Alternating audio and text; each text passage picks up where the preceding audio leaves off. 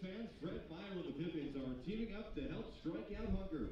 For every strikeout Pippins pitchers record at home this year, Fred Meyer and the Pippins will each donate $6 to a local food bank to help provide meals for those in need. Let's rack up K's and knock down hunger in the Yakima Valley. And folks, the care team at Lincoln Avenue Medical Dental Center believes that you and your baby deserve more than just medical support. Our care team support moms with medical and dental health, nutrition, and behavioral health. Visit us at the Mother's Lounge next to the box office.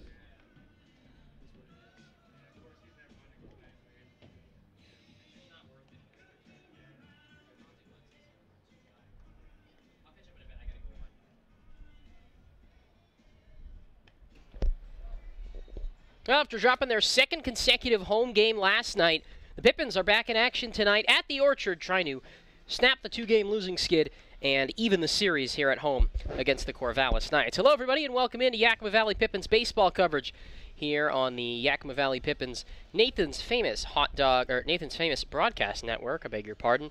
Here from Yakima County Stadium. My name is Miles Klotz. Glad to be bringing you the action for all 9 innings tonight.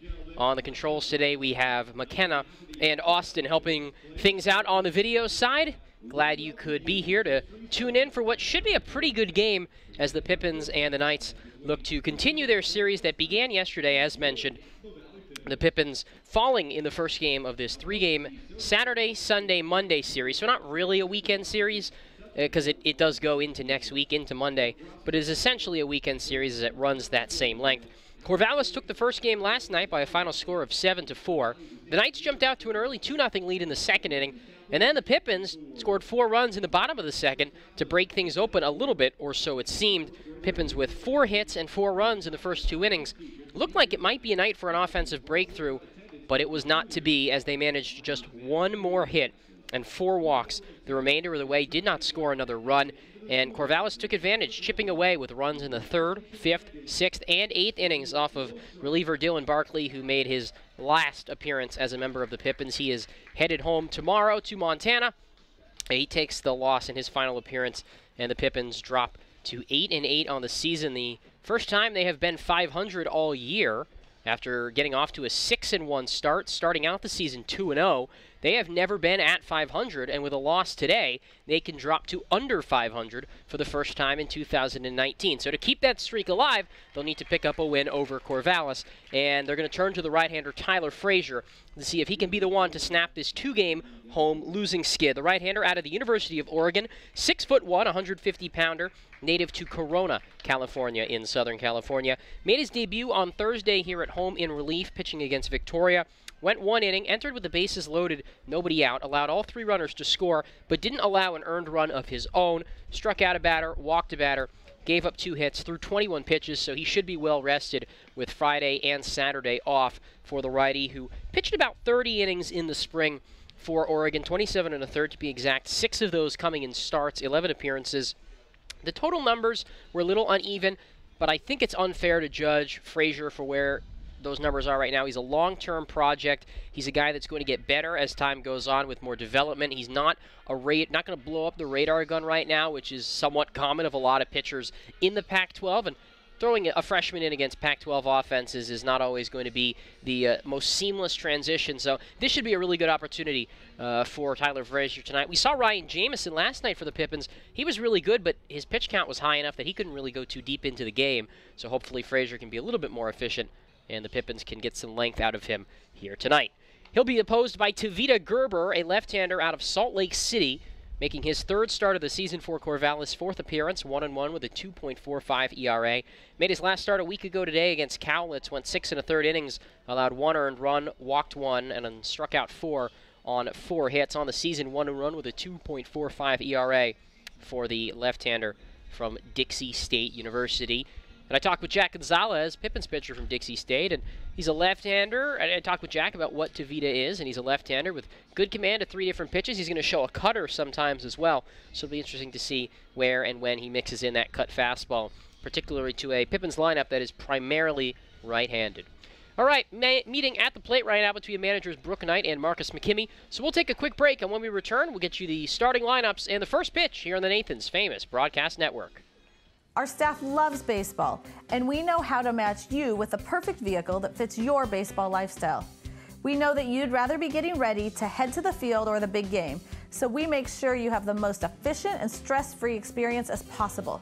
So if you're a baseball fan in the market this month for a newer vehicle, go online or give us a call so that you can set up a time for you to experience our easy and upfront pricing and our hands-on trade-in process that will really ensure you have a great experience and get a great value while shopping with us. Harvest Auto, where we're happy to support you and the activities you love.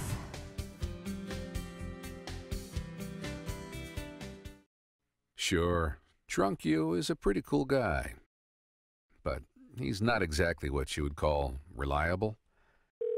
He's not a maker of great decisions, or, for that matter, even adequate decisions. The point is, you shouldn't trust the version of you that created the macaroni taco to create a plan to get you home safe. Make a plan before you party.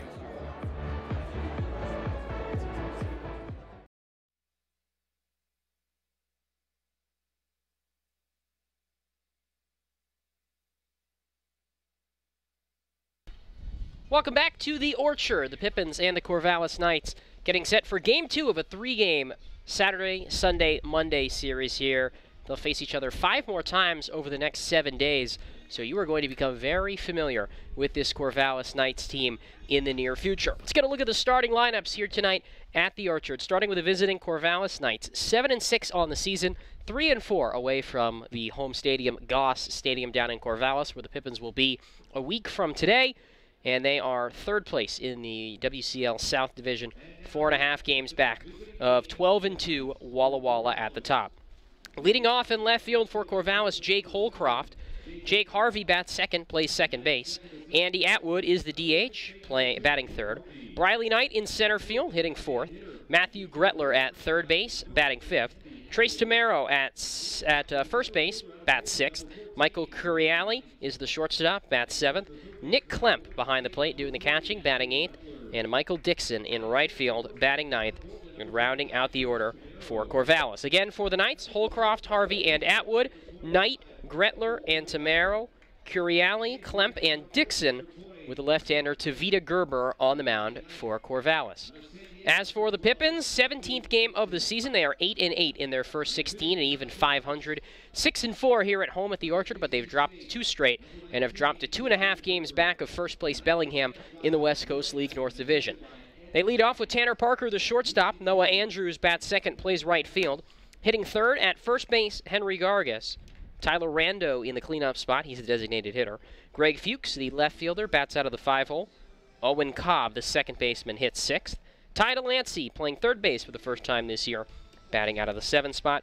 Corey Siracusa back behind the plate after a couple of days of rest. He bats 8th and does the catching. And Luke Schwartz rounds out the order in center field. Again, for the Pippins, that's Parker, Andrews, and Gargas. Rando, Fuchs, Cobb, Delancey, Siracusa, and Schwartz, with a right-hander Tyler Frazier on the mound to make his first start of the year. Full slate of action in the WCL with 10 teams in league action, 2 teams playing in non-league games. 2 games already underway. First place Bellingham, with a win tonight, they can extend their lead over the Pippins to 3.5 games in the division with a Corvallis win here tonight and a Pippins and a Bellingham win. Bellingham leading the Bend Elks by a score of 4-0 down in Bend. Victoria, a team that's a game back of Bellingham in the North Division right now, they are beating Portland 3-0 in the top of the 4th in Portland. They need a win and a Bellingham loss to move into a tie for first place. Walla Walla looking for the sweep over Port Angeles after winning it in the 9th with a walk-off homer on the first pitch of the bottom of the 9th last night. They will wrap up their series with the lefties, who have lost 7 straight. And Cowlitz and Kelowna wrap up their 3-game set. The winner of that Kelowna looks for the sweep with a win tonight. The 2 teams in non-league action, the Highline Bears and Wenatchee, and Ridgefield is not in non-league action. Actually, they have the day off, and they will have the day off tomorrow as well before being back in action on Tuesday. So the Pippins, best they can be tonight with a Bend win, and a win here tonight is a game and a half back of first place Bellingham, and hopefully that is the outcome so the Pippins don't continue to fall further and further into a hole in the West Coast League North Division. National anthem about to be sung here at the Orchard, so let's listen in to our nation's colors here at the Orchard.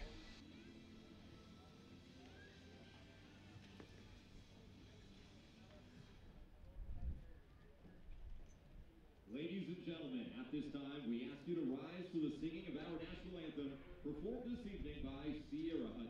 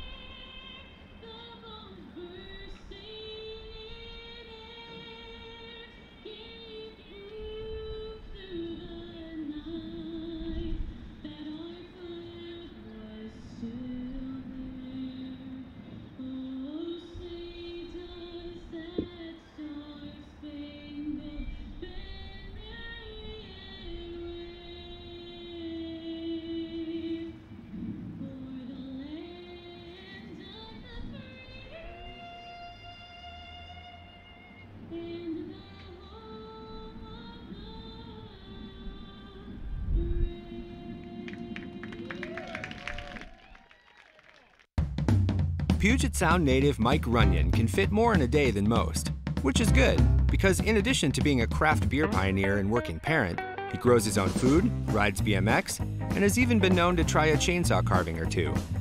Mike's defined by his differences. At Heritage Bank, we think differences can build a better bank, too. That together, we're more than a community bank, but rather a community of banks, which means more ideas for his business and yours. Prosser Memorial Health's Grandview Clinic is now open and accepting new patients. Services include family medicine, women's health, mental health, and after-hours care. The Grandview Clinic is open 8 a.m. to 8 p.m. 7 days a week to best serve you and your loved ones. Walk-ins are welcome, and se habla español. This is how we care.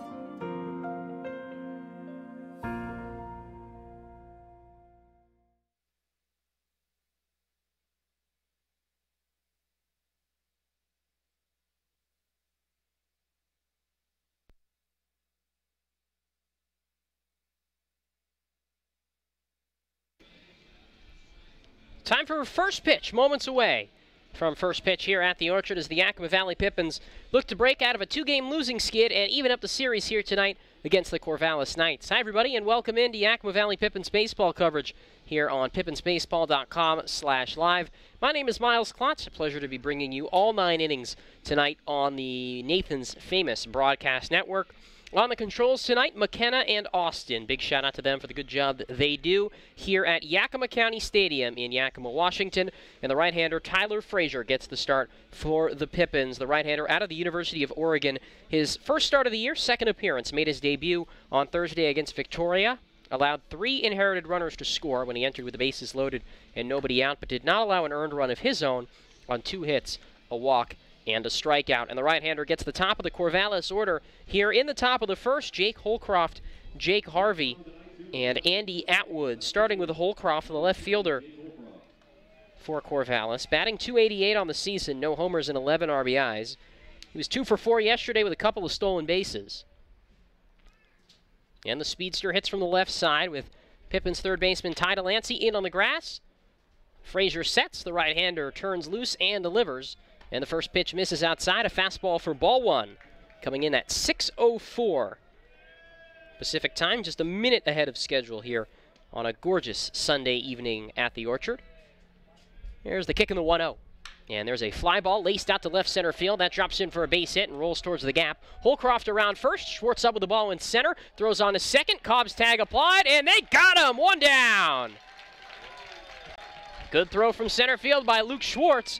And Holcroft is out trying to stretch a leadoff single into a 2-bagger. And now 1 away for Jake Harvey. Now batting for the Knights, the second baseman, Jake Harvey. One quick and easy out for Tyler Frazier. We'll give you the defense behind him in a moment. Here's Jake Harvey with one out, nobody on. First pitch. Right-hand hitter takes a slider up and in, 1-0. Left to right on the infield, Ty Delancey, Tanner Parker, Owen Cobb, Henry Gargas, Corey Siracusa behind the plate doing the catching. Greg Fuchs in left field, Luke Schwartz in center, and Noah Andrews in right field. A fastball inside and off the end of Corey's glove. It rolls to the backstop, 2-0. Infield, outfield straight away. The third baseman, Delancey, is playing a little bit in for the right-handed hitting Harvey. Batting 450 on the year, 9 for his first 20. No homers and 2 RBIs. The 2-0, grounded foul off of Jake's foot and down the third base line, 2-1. 76 degrees. Nice sunny day here in the valley, but there is some wind at about 15 to 18 miles an hour, mostly blowing in so far today. Could pick up later in the day. The 2-1, a changeup that misses in the dirt for ball 3. The count 3-1 on Harvey. Nobody on, one out in the top of the first. Corvallis got off to an early lead yesterday, but they did not score in the first inning against Ryan Jamison, who struck out 3 in that first yesterday. The 3-1 pitch. A fastball down and in, ball 4, and a one-out walk for Jake Harvey to bring up Andy Atwood. Now batting for the Knights, the designated hitter, Andy Atwood. And Rob Hippie, Pippins' pitching coach, quickly out to the mound. That's the quickest he has walked to the mound this year, and he does it after just one at-bat to talk with right-hander Tyler Frazier, who's allowed a single and a walk so far, but helped out by a poor base running decision from Jake Holcroft to try to stretch that single into a double and such. As such, there's one on and one out. Meeting has come to a close. Bring up Andy Atwood, hitting .298, no homers and 8 RBIs for the Corvallis center fielder. On a 7-game hitting streak, was 3 for 5 yesterday. Third time this year he's had a 3-hit day. .363 the batting average for Atwood over that 7-game stretch. Hits from the right side with Harvey at first, one down. No score top of the first. Frazier, the right-hander, tall and skinny at 6'1", 150. Delivers the first pitch, and a foul back to the screen, 0-1. And I should say Atwood was the center fielder yesterday for Corvallis. He is the DH tonight.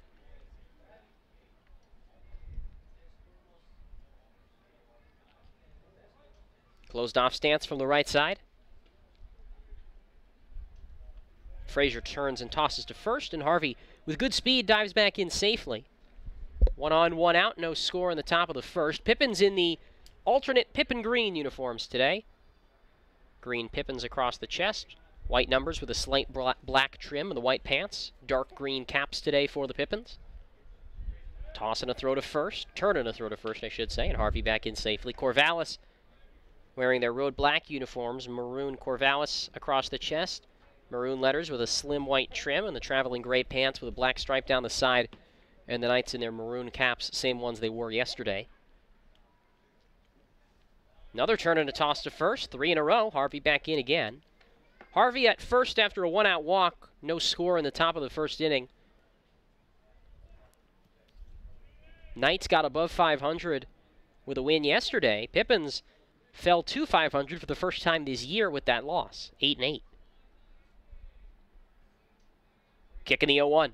Bunted down the third base line, but well foul, 0-2.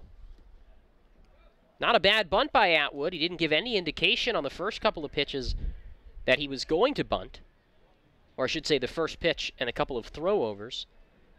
But that one rolled a little too bit off to the left. And now with 2 strikes, the bunt likely to no longer be in play. No outs top, or no score top of the first. 1 out, 1 on. Atwood back into the right-hand batter's box. Frazier sets below the belt. Looking for his first strikeout. 0-2 pitch. Slider down and away to the right-handed hitter. Did not chase. And a good stop by Siracusa, ranging to his right. 1-2 the count.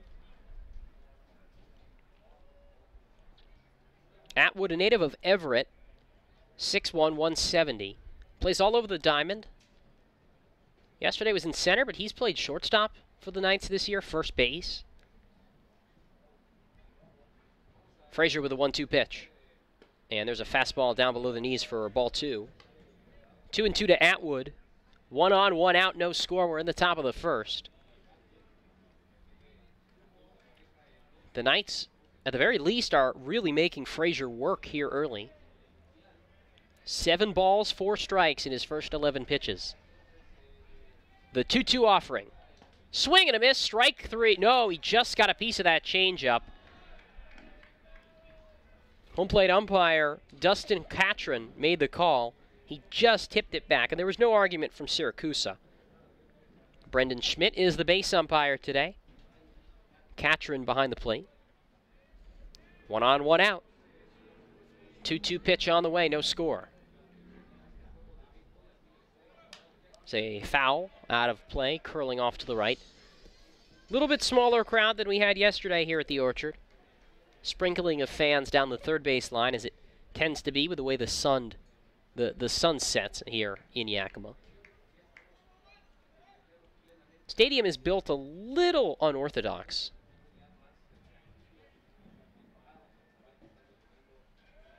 Toss over to first, and Harvey back in safely.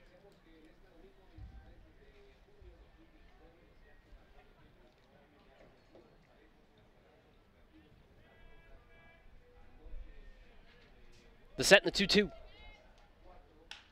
Soft liner out to right field. It drops in for a base hit in front of Andrews. A little bloop opposite field single for Andy Atwood. And there's 2 on, 1 out for the Knights in the top of the first. And Briley Knight coming to the plate.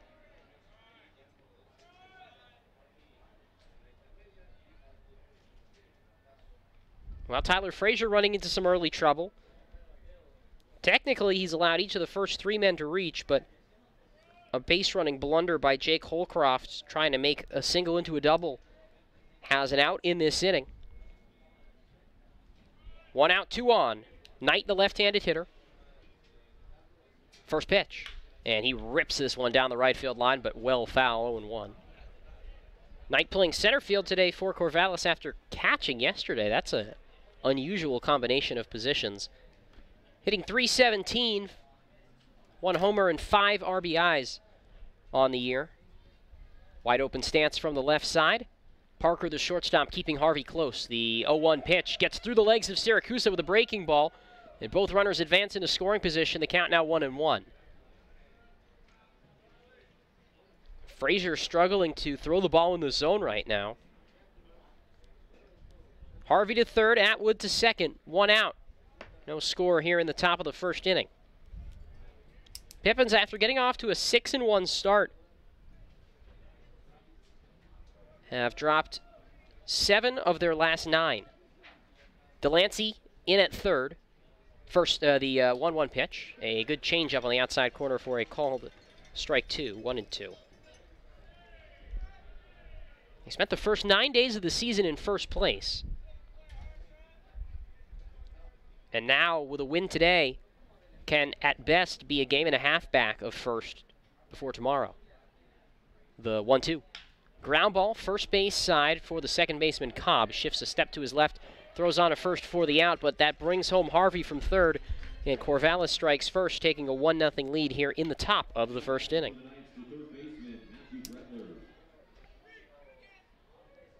Atwood goes to third, and Matthew Gretler comes to the plate. Knight with his 6th RBI of the year. On the soft ground out. Righty-righty matchup. Infield-outfield straight away, the pitch. A breaking ball misses high and in, 1-0. When I was speaking with Pippins pitching coach Rob Hippie the other day about what he'd seen from Frazier in his bullpen sessions. 1-0 pitch. There's a curveball in the inside corner, strike 1. He said he throws 2 breaking balls, the slider and the curveball, but they're not really super distinct from one another, and now that he's throwing it, I kind of see the point there. The 1-1. There's a fastball ripped into left field for a base hit. Atwood scores from third. It's an RBI single for Matthew Gretler, and the Knights are leading 2-0 here in the top of the first. 3 hits this inning off of Frazier, and the Pippins find themselves in an early hole. Yet again, this is becoming a somewhat depressing theme of the season so far. Trace Tamero hits from the left side for Corvallis, batting .289, a homer and 7 RBIs, but he was held hitless yesterday. Gretler at first, 2 down. The pitch home. A changeup taken below the knees, ball 1.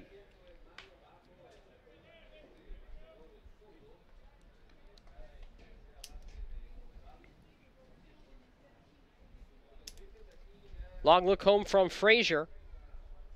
It's the 1-0 pitch to Trace Tamero. Taken down and in with a slider, 2-0.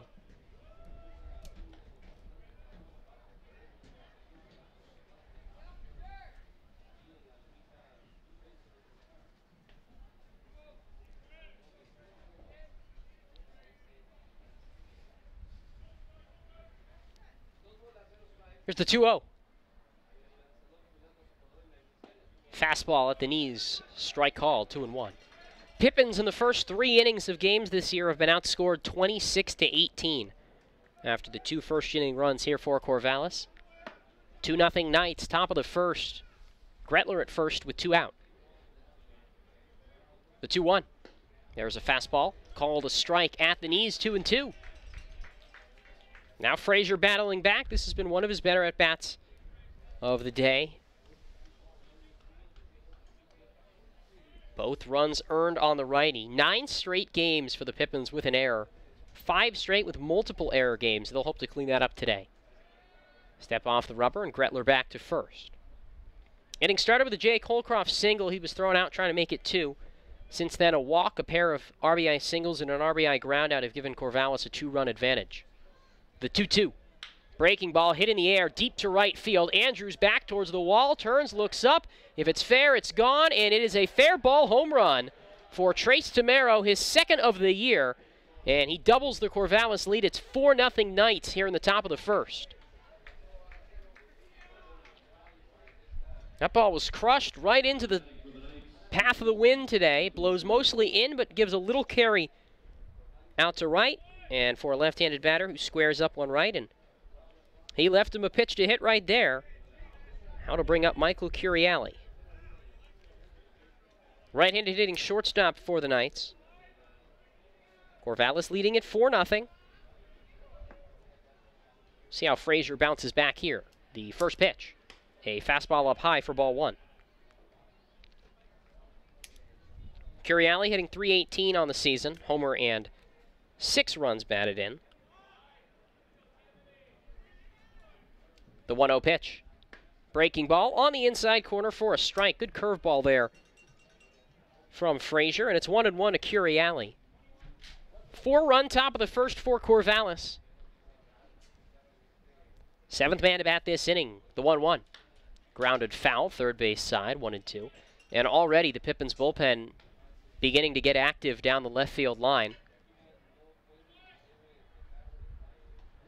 as right-hander A.J. Wood begins to throw. 1-2 to Curiali. Frazier fires, and a breaking ball ripped foul off to the left, 1-2.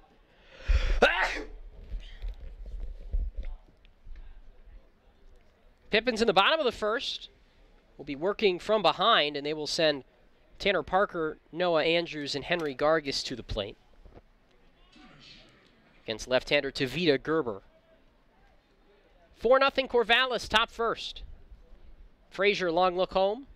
Lanky right-hander works off the first base side of the rubber. Delivers the 1-2 pitch. And there's a swing and a miss at a down-low fastball, strike 3. And Frazier gets out of the top of the first. 4 runs for Corvallis, 4 hits. No errors, nobody left. We go to the home half of the first. 4-0 Knights on the Nathan's Famous Broadcast Network. Call this home. That's where I belong. That's where I belong. Call this home. That's where I belong. That's where I belong. Finding the right home is inspiring. That's why at Banner, we listen, learn, and help you find the home loan that lets you achieve your dreams. That's where I belong. Les Schwab is proud to introduce two of our best tires ever just in time for summer road trip season. There's our exclusive open range AT that we believe is our quietest, smoothest, and best all-season traction tire ever.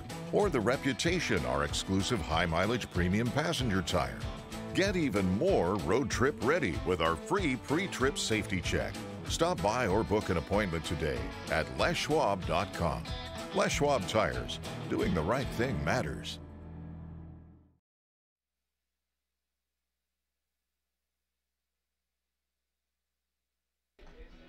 4-0 Corvallis after a half inning of play here at the Orchard. Miles Klotz with our production team, Austin and McKenna, here at Yakima County Stadium, and the left-hander Tavita Gerber gets the start for the Corvallis Knights. Fourth appearance of the season for Gerber. His third start, he's 1-1 with a 2.45 ERA, 7 strikeouts, 4 walks over 11 innings of work. Opponents hitting .256 off of the lefty, a native of Salt Lake City, Utah, and a rising fifth-year senior at Dixie State University in southern Utah. The left-hander made his last start a week ago today at home against Cowlitz. Earned his first win of the summer, 6 1/3 innings of work. 1 earned run, 4 hits, a walk, and 4 strikeouts. And the lefty already working with a big lead after Tyler Frazier served up 4 in the top of the first to Corvallis. Will face the top of the Pippins order here in the home half of the first. Tanner Parker, Noah Andrews, and Henry Gargis. And perhaps a sign of things to come. The throw down to second by Corvallis catcher Nick Klemp missed both the shortstop and the second baseman and rolled into the outfield. We'll see. Parker to lead it off.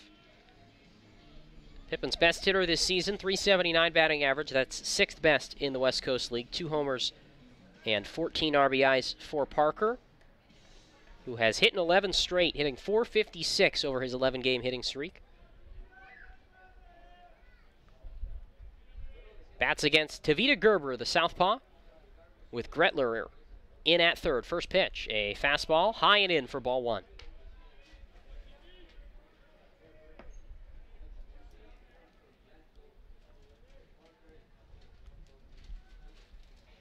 Hands over the head in the windup. Here's the 1-0 pitch.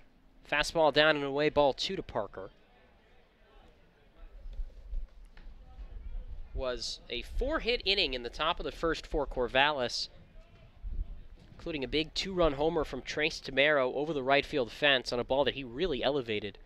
Wasn't hit all that deep. But to hit a ball to right field there at the Orchard, you don't have to hit it that deep. 2-0. Sky-high fly ball, shallow center. Knight racing in. Middle infielder's nearly there, and it's Jake Harvey, the second baseman, that backs up onto the shallow outfield grass and puts it away for the first out. Harvey at second for the Knights. The rest of the defense behind Gerber. Michael Curiali joins Harvey up the middle at shortstop. Matthew Gretler, the third baseman. Trace Tamero at first, and Nick Klemp behind the plate for the Knights. Left to right in the outfield, it's Jake Holcroft, Briley Knight, and Michael Dixon. Here's Noah Andrews. 1 for 4 with 2 RBIs in his Pippins debut yesterday.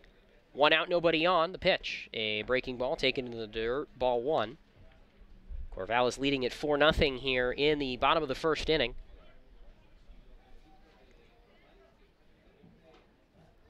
Gerber works off the third base side of the rubber. Out of the windup, the 1-0 pitch. Taken up high at the letters with a fastball for a strike, 1-1. Andrews, big stocky right-handed hitter who was in right field in his debut yesterday and gives Christian Padilla a day off and is in right again tonight. 1-1 pitch, fastball below the knees, 2-1.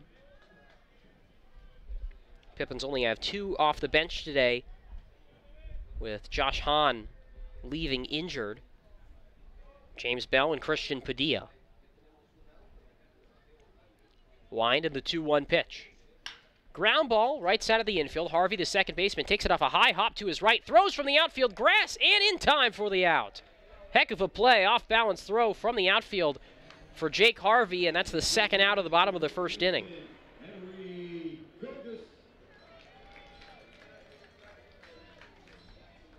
Now 2 down, the base is empty, and a 4-0 Corvallis lead for Henry Gargis. Saw his 9-game hitting streak snap yesterday with an 0-for-4 game. Hitting .255 on the year, a homer, and 4 runs knocked in. one of 3 lefties in the lineup today for the Pippins against the southpaw Gerber. High leg kick, first pitch. Change up on the inside corner, strike 1 called. Gargas also had an 11-game on-base streak. That was snapped with his 0-for-4 yesterday. Wind in the 0-1. Breaking ball ripped right side, past the glove of Harvey, the second baseman, and into right field for a base hit.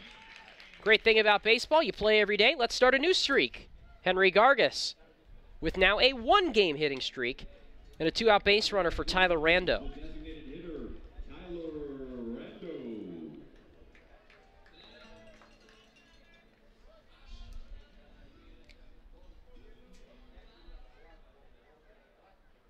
Rando hits from the right side, 1 for 7 to start his Pippins career. That's a 143 batting average. No homers, no RBIs. 4-0 Corvallis, bottom of the first, 1 on, 2 outs. And Gerber for the first time works from the stretch. First pitch. Fouled right back to the backstop on a high fastball, 0-1. Rando caught yesterday, back in the DH spot today, which is where he was when he made his debut on Thursday against Victoria. Left on right. Gerber works with his right foot over his left, with his body shielded towards second. Out of the stretch, a toss over to first, and Gargas is out. Henry Gargas picked off at first to end the inning. He was not happy with the call from Brendan Schmidt, but the inning draws to a close. No runs, 1 hit, no errors, nobody laughed at the end of 1 here at the Orchard. 4-0 Corvallis on the Nathan's Famous Broadcast Network. At Cascade Natural Gas, we help smart businesses cover their bases. Old, new, and in between. No matter the age of your building, they all benefit from energy-efficient choices. Cascade Natural Gas offers a long list of incentives for energy-efficient upgrades. Upgrades that save your business money every day. Become one of the many Cascade business owners benefiting from the quality, comfort, and savings of energy-efficient upgrades. Join Team Energy Efficiency and take advantage of rebates from Cascade Natural Gas. What does traveling really cost you? After all the hassles and spendings along the way, how much do you really save? When you fly YKM, you can save on gas, money, sleep, parking fees, stress, and most of all, the one thing you can't get back, your time. Those savings really add up. What's that worth to you? Fly faster.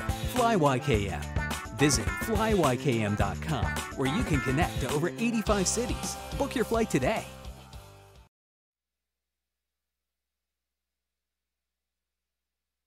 We go to the top of the second inning here at the Orchard, and a 4-0 lead for the Corvallis Knights. Second inning brought to you by Pingree Ford, your trusted Ford dealership in Sela, with an extensive new and pre-owned inventory. Visit Pingree Ford at 102 West Natchez Avenue in Sela when you're looking for your next vehicle. A 4-0 lead for the Knights, and Marcus McKimmey already going over an apparent substitution here with home plate umpire Dustin Catron. Or Catron, excuse me. Not sure exactly what or who is being taken out here. It looks like Corey Siracusa, the catcher, who's leaving this game after 1 inning behind the plate. And that is indeed what is happening. Siracusa back to the dugout. It'll be 8-9-1 for Corvallis in the second. Klemp, Dixon, and Holcroft. And this is unusual.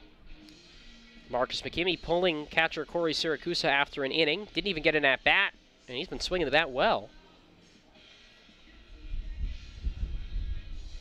So it'll be a new catcher for the Pippins. Only options are Rando, who caught yesterday, and Bell, who was originally given the day off.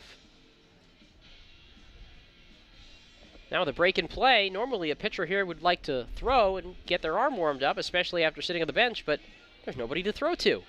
So Tyler Frazier is chatting with third baseman Ty Delancey as we wait for the new catcher to appear out of the dugout. Didn't appear to be any injury with Siracusa because he came out and was catching Frazier fine. But he's now being replaced from this game. The new catcher is Rando. Nope, James Bell, rather. So James Bell, after originally getting the day off, or nope, that's Rando. So Rando into the game to catch. And the Pippins then are giving up the DH spot. And we'll see who replaces Siracusa his time through the order, with Rando beginning the game as the DH. All right, now well back to normal. Here's the first pitch to Nick Klemp. It's bounced right side, right at Cobb. The second baseman shifts to his left, flings on to first, and 1 pitch, 1 out to start the top of the second for Tyler Frazier. Now batting for the Knights, the right fielder, Michael Dixon. Go to the 9 spot. Michael Dixon hits, right-handed hitter, 2 for 7 on the year. Had a 2-run single yesterday, his only 2 RBIs of the summer. Corvallis leading 4-0, 1 out, nobody on, top second. Here's the first pitch. Dixon takes a good changeup for a strike, right down the middle, 0-1.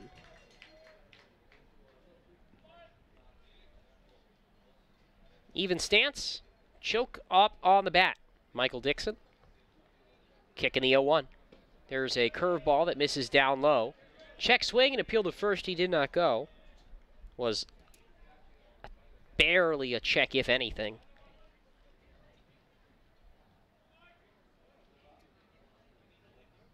1-1. Fly ball to right. Backs up Andrews over to his left a few steps, waits under it, and makes the shoulder high glove side grab for the second out here in the top of the second. 2 down, and Jake Holcroft to bat.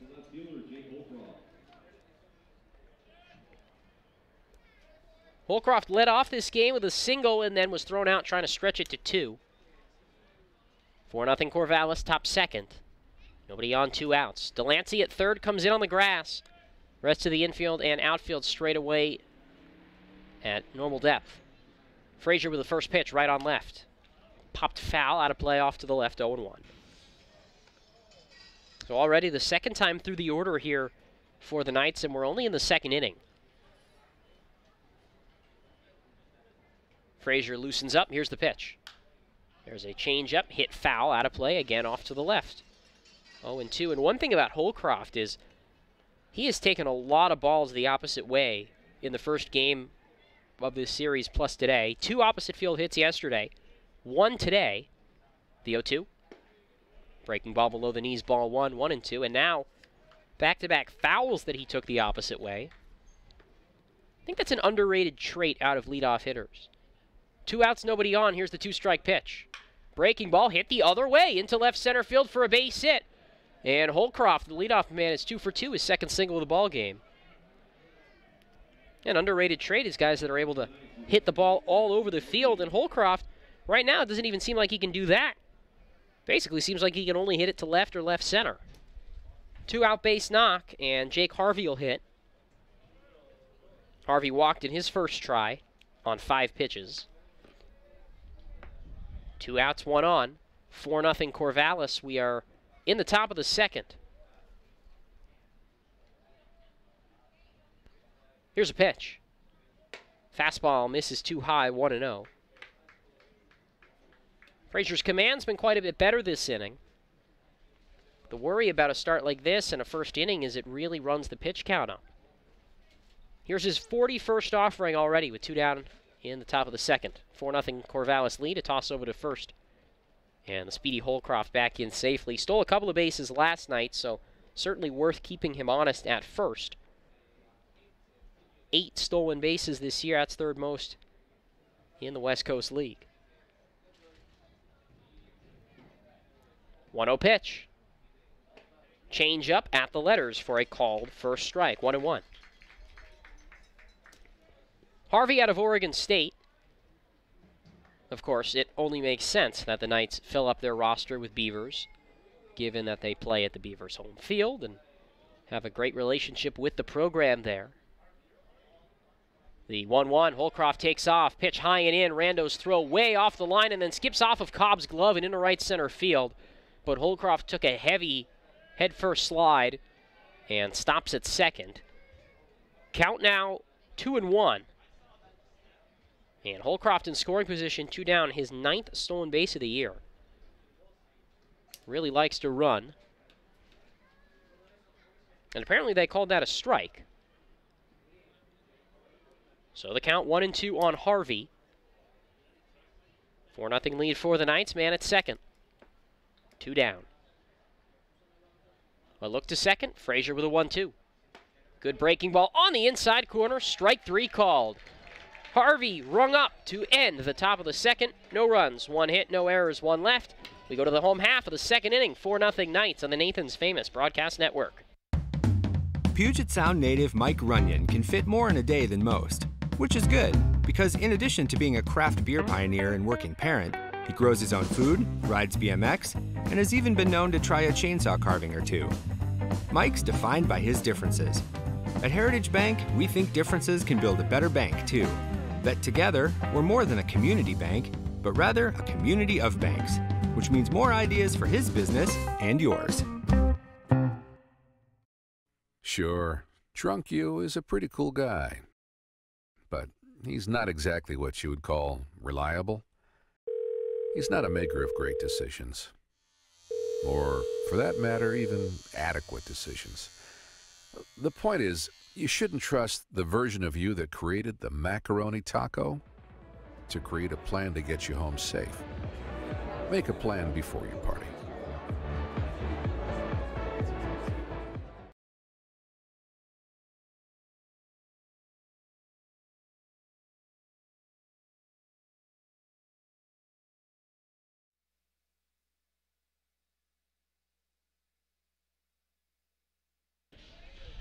4-0 Corvallis. We go to the home half of the second inning here at the Orchard, and the 4-5-6 part of the Pippins order to bat against Tavita Gerber after he got a 1-2, then a single, and then finished off the inning with a pickoff in the first. So Rando, who was at the plate when that pickoff occurred, count was 0-1, he's back to start off this bottom of the second. And Gerber, the left-hander, kicks some dust off from atop the mound. Left on right, infield, outfield, straight away. First pitch. A fastball hits the inside corner, strike 1 call. Greg Fuchs, Ty Delancey, Owen Cobb to follow in this inning. The kick in the 0-1. And there's a fastball on the outside corner. No, it missed for a ball. Wow, 1-1. Right-hander A.J. Wood back up in the Pippins bullpen down the left field line. Hands over the head in the windup, the 1-1 from Gerber. Smacked into center field. Briley Knight comes on, but it bounces in front of him for a base hit. Second hit of the ball game for the Pippins, as it's a clean single into center field for Rando to bring up Greg Fuchs. Now batting for the Pippins, the left fielder, Greg Fuchs.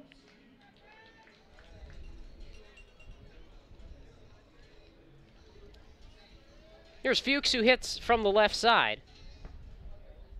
4-0 Corvallis leading bottom of the second, 1 on, nobody out. Gerber, a check over to first. Haven't really seen Rando run much. First offering. Fuchs takes a curveball at the knees for strike 1. Greg 1 for 12 on the season. The night off yesterday against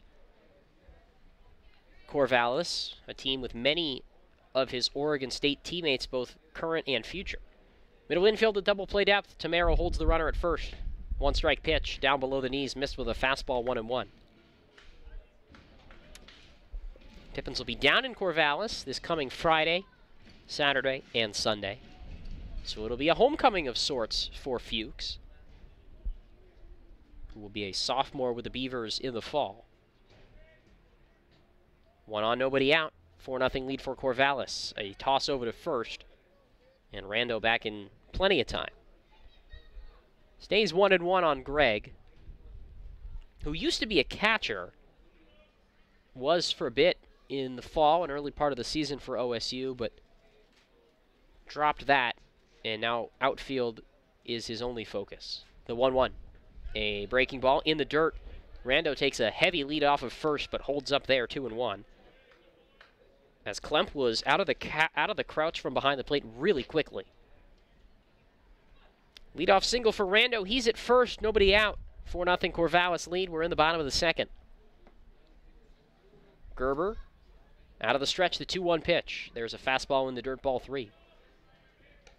When Gerber works out of the stretch, he sets quite a bit differently than when he's pitching out of the windup. For one, he scraps the part where he puts the hands above his head, which is completely usual of pitchers in the stretch, but he sort of shields the front of his body towards second when he's pitching out of the stretch.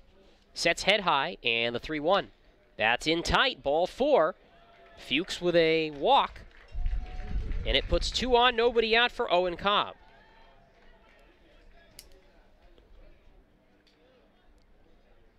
Now batting for the Pippins, the second baseman, Owen Cobb.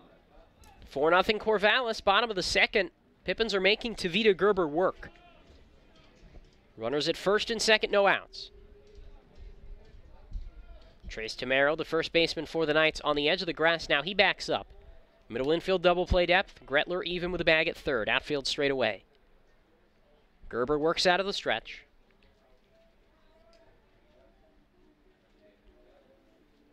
Cobb stands tall from the right side, hitting .286 on the year, a homer, and 9 driven in.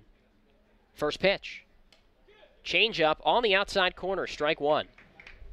That was an egregious frame job behind the plate from Nick Klemp, but it was probably a strike anyway.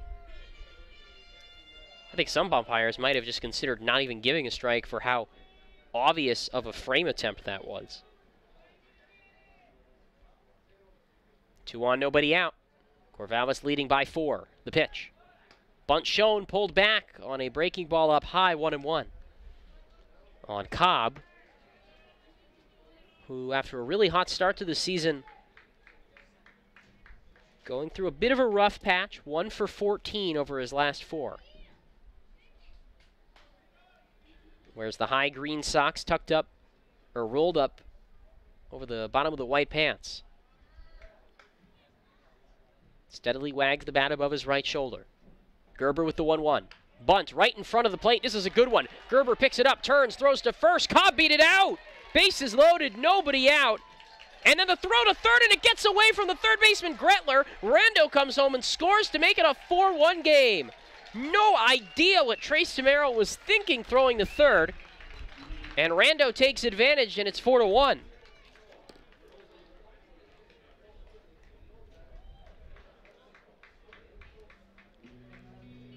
Cobb with an infield single, and then a throwing error on Tamero at first allows Rando to score. Fuchs goes to second.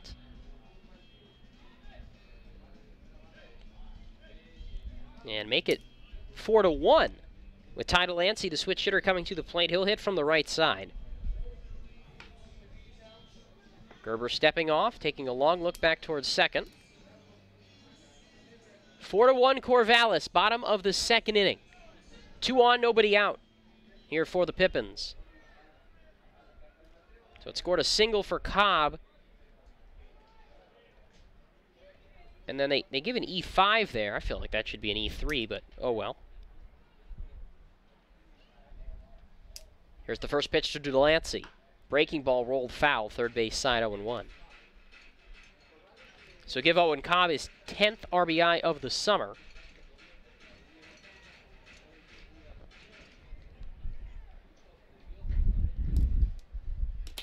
Or actually, he won't get credit for an RBI because the run scored on the error.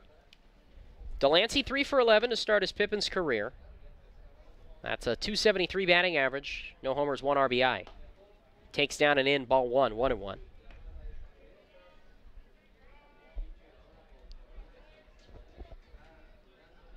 Tyler Frazier is on deck.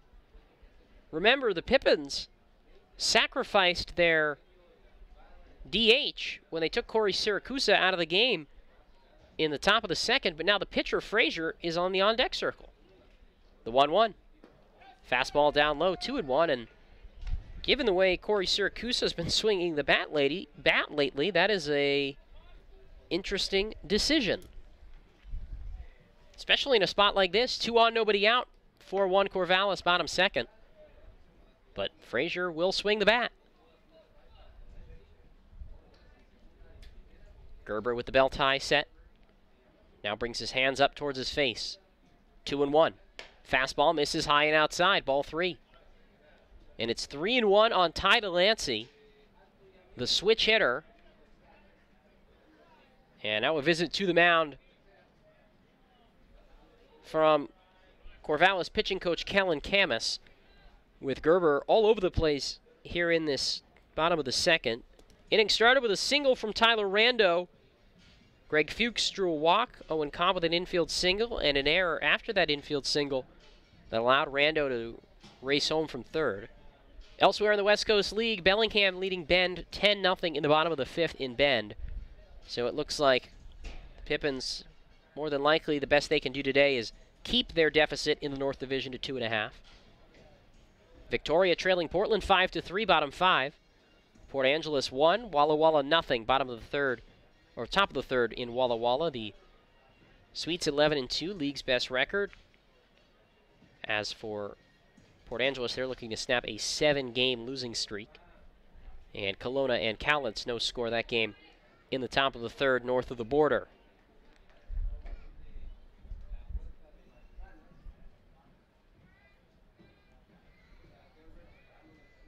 First pitch, or the 3-1 pitch, popped up. Back foul out of play. Klemp tosses off the mask, and that one hits the seats, and the count is full 3-2 on Delancey. 4-1 Corvallis. Pippins with a run across in this frame. No outs, and a full count on Delancey. The pitcher is on deck.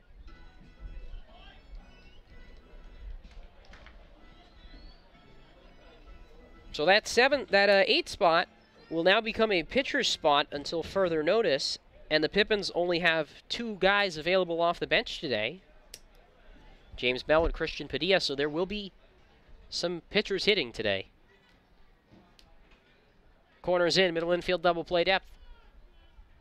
3-2 pitch. Fastball at the knees, strike 3 called. Delancey started walking to first thinking it was ball 4. Instead, he's rung up first strikeout for Gerber, and the first out of the home half of the second. Brings up Frazier.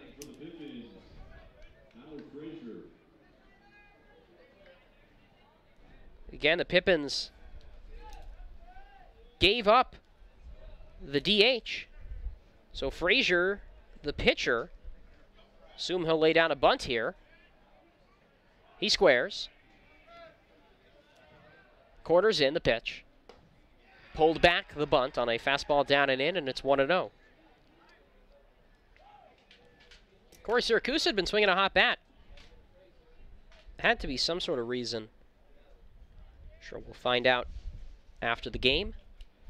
Runners on first and second, 1 down, 4-1 Corvallis, with the Pippins pitcher Tyler Frazier at the plate. Corners well in, middle infield double play depth, but Frazier squaring all the way. Gerber's pitch. Pulled back on a fastball that hits the inside corner for a strike.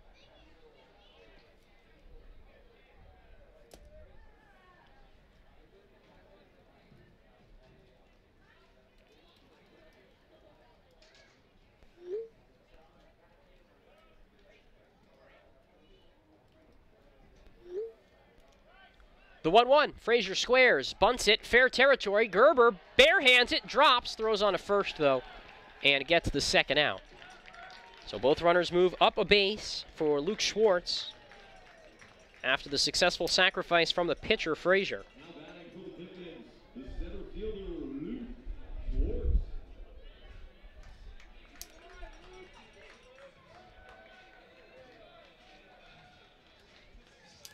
Schwartz hits from the right side, 167, hitter on the year, no homers, 3 RBIs.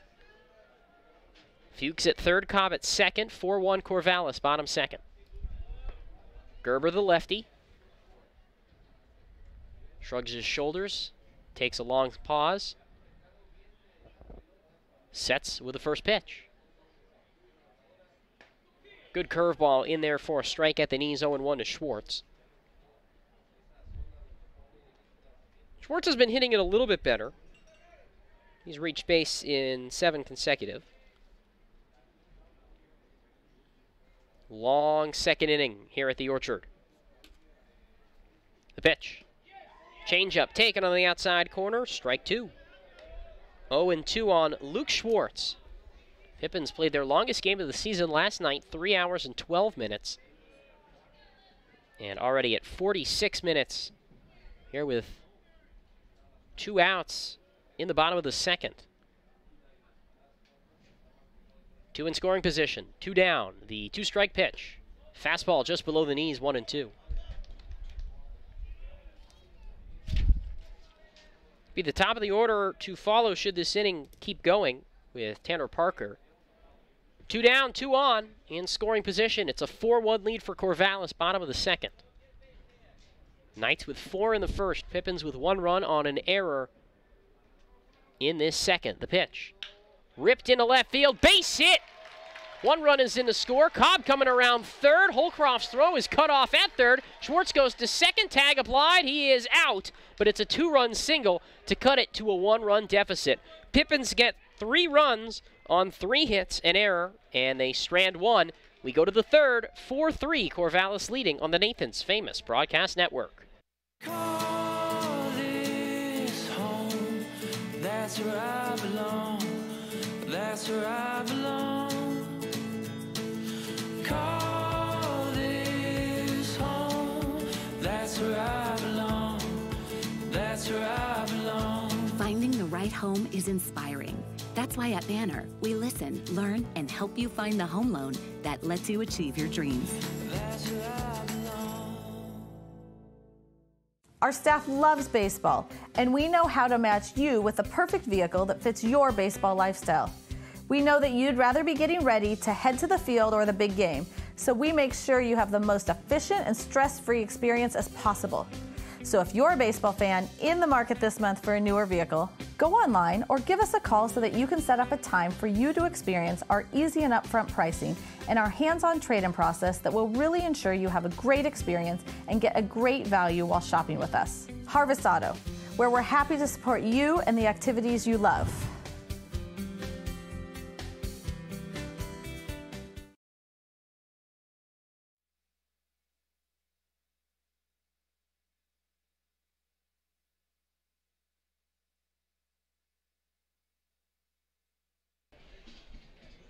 Pippins trailing 4-3, 2 innings in the books here at the Orchard. It'll be the 3-4-5 part of the Corvallis order up here in the third. Andy Atwood, Briley Knight, and Matthew Gretler to hit for Corvallis.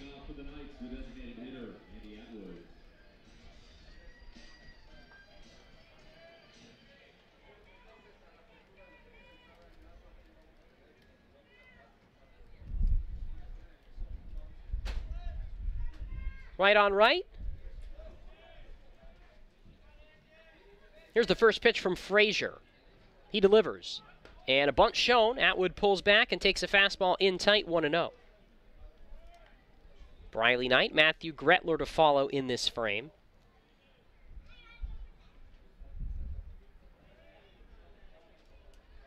Delancey even in with the bag at third. The pitch. Fastball tails high and away, 2-0.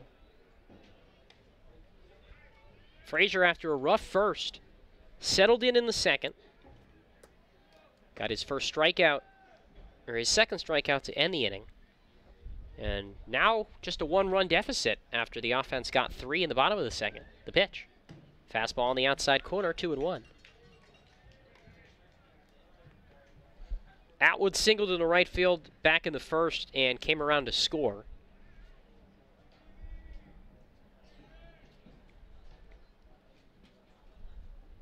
Frazier with a long look home.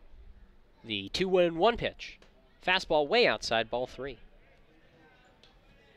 So, while Frazier is making his first start of the year for the Pippins, he's not totally foreign to the role.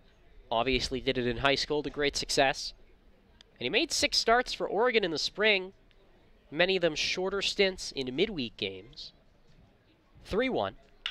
High fly ball left center field, but playable for Schwartz. Over to his right, now jogs in a few steps, camps under it, and makes the shoulder high grab for the first out.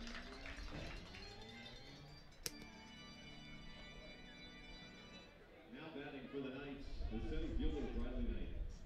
1 down, and Briley Knight the hitter. 4-3, Corvallis' lead, top of the third. 4 runs on 5 hits for the Knights, 3 runs on 4 hits for the Pippins. Delancey in on the grass at third, first pitch. Fastball in too far inside, 1-0. Rest of the infield and the outfield straight away. On Briley Knight, an RBI bounce out back in the first. Son of Corvallis head coach Brooke Knight. Kicking the 1-0. That's inside, and Knight shimmies out of the way of that fastball. 2-0 the count. A night where fastball command has evaded Tyler Frazier for the most part. Here's his 51st pitch of the evening, 1 out in the third. Corvallis clinging to a 1-run lead. Outside breaking ball, got him with a backdoor slider, 2-1. Been a much more effective pitch for Frazier tonight. That breaking ball, and then the changeup as well, which pitching coach Rob Hippie described to me as a plus pitch. 2-1, there is a changeup. Popped up softly off to the left, third base side. Delancey charges, slides, and it pops right off the heel of his glove and into the Pippins dugout on the third base side. Delancey nearly made a heck of a play. Instead, the count pushes to 2-2.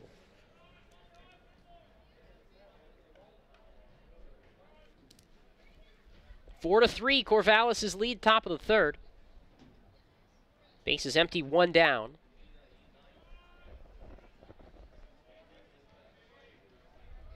Frazier with a black undershirt peeking out from underneath the lime green jersey. 2-2. Foul tip off of Briley's foot. And he'll jog that one off a little bit. Count stays 2-2.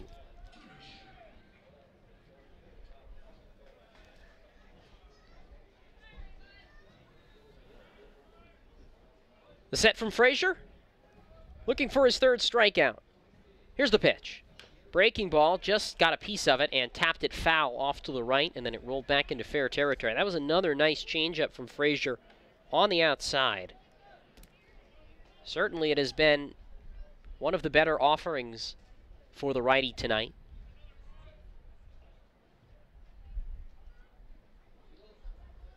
Delancey even with a bag at third, a few steps over from the line, the 2-2. Another piece fouled back to the backstop. And Briley Knight gutting out a really strong at-bat here. 8th pitch on the way. 1 out, nobody on. 4-3 Corvallis leading in the third.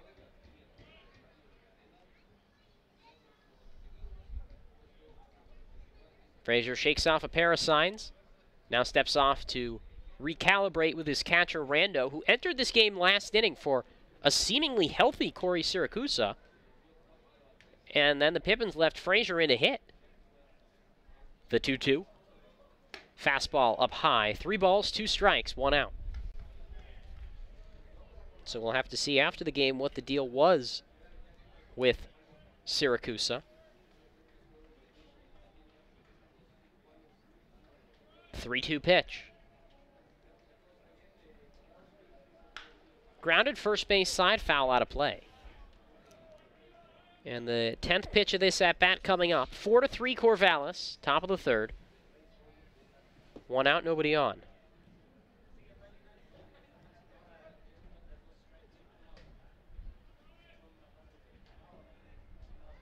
(3-2). Fastball down low, and Briley Knight works a 10-pitch walk with 1 out. Now batting for the Knights, the third baseman, Matthew Bretler.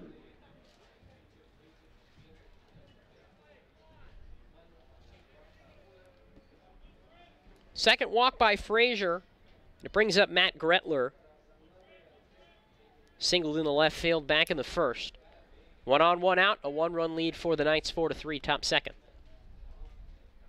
Frazier sets below the belt.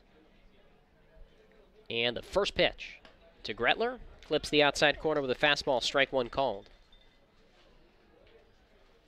0-1 on Matthew Gretler. Drove in just his second run of the summer earlier in this game. And he lines this out to the gap, right center field. Andrews back to his right, reaches up. It's over his head and off the base of the wall. Knight around second. He'll get the wave around third. Gretler holds up at second. The throw cut off by Cobb. His throw home not in time, and then gets through Rando's legs.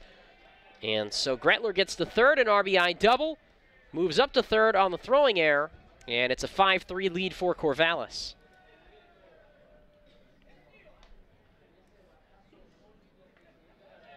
That ball was absolutely crushed by Gretler. Now batting for the Knights, the first baseman, Trace Tamero.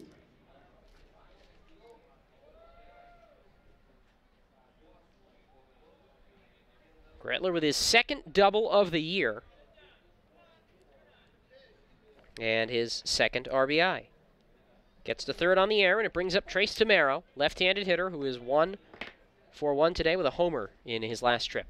Here's the pitch. A fastball in the dirt. Excuse me, a breaking ball, 1-0.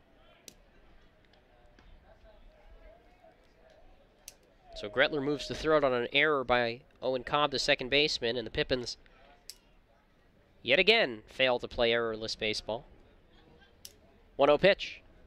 In the dirt, went with the breaking ball, 2-0 the count.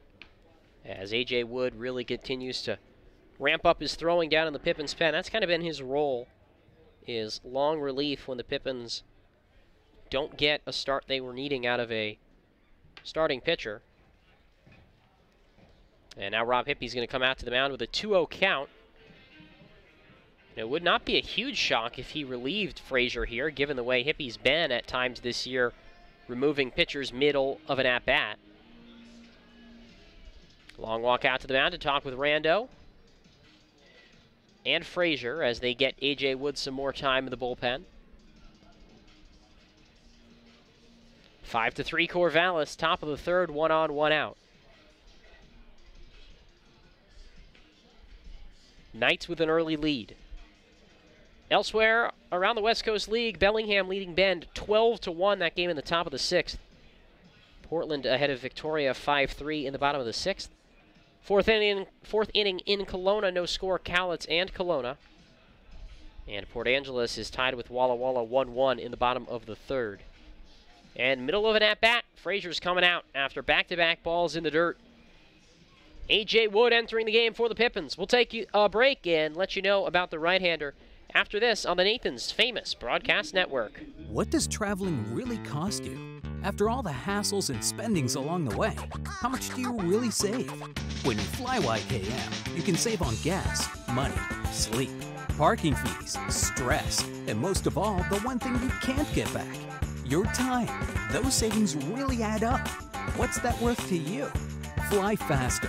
Fly YKM. Visit flyykm.com, where you can connect to over 85 cities. Book your flight today. Les Schwab is proud to introduce 2 of our best tires ever just in time for summer road trip season. There's our exclusive open range AT that we believe is our quietest, smoothest, and best all-season traction tire ever. Or the Reputation, our exclusive high-mileage premium passenger tire. Get even more road trip ready with our free pre-trip safety check. Stop by or book an appointment today at leschwab.com. Les Schwab Tires. Doing the right thing matters.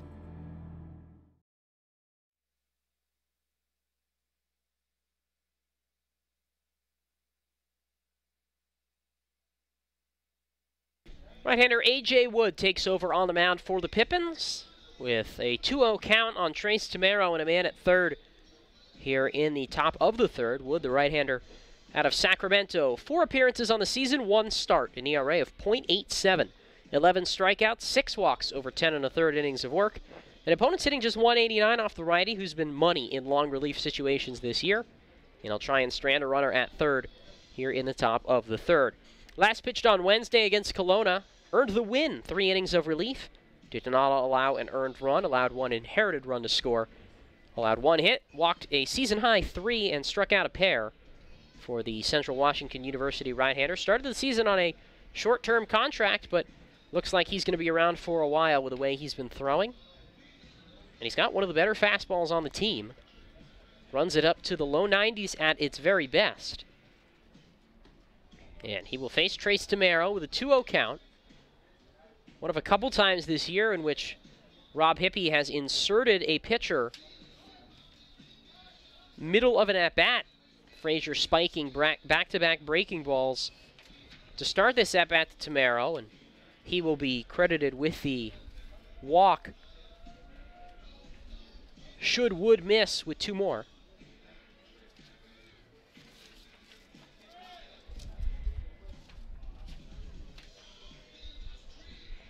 Tamero back to the box. This is going to be an interesting situation for a hitter as well as it is for a pitcher, because you got to take a long break in the middle of your at-bat.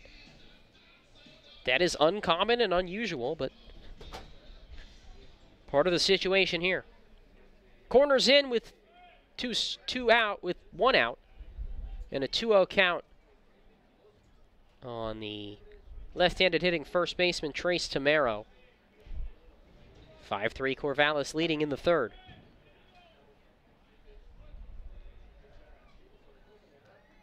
Wood crouched over, shoulder high set. The 2-0 pitch, his first, and it's a strike on the inside corner, 2-1.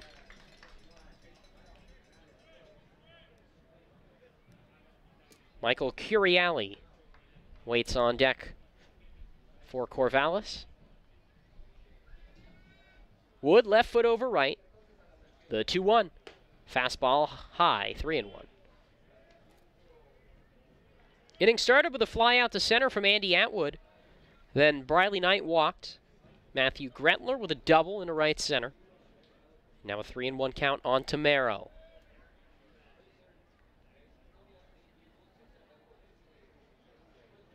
Wood sets, kicks, delivers, and misses down low, ball 4. So a 1-out walk to put runners on the corners, and the walk charged to Tyler Frazier. Now batting for the Knights, the shortstop, Michael Curial. Michael Curiali comes to the plate, runners on the corners in a 2-run ball game. Corvallis leading 5-3. The line on Frazier not complete, but as of right now, 2 1/3 innings, 6 hits, 5 runs, all of them earned, and he's responsible for both runners. 3 walks, and he struck out a pair. Wood's first offering. Swing and a miss on a slider, throw down to first, and a swipe tag applied by Gargas. But Tamero was safe 0-1. That was a heck of a breaking ball from Wood. One of the better sliders he's thrown all year. Some really good action on that breaker.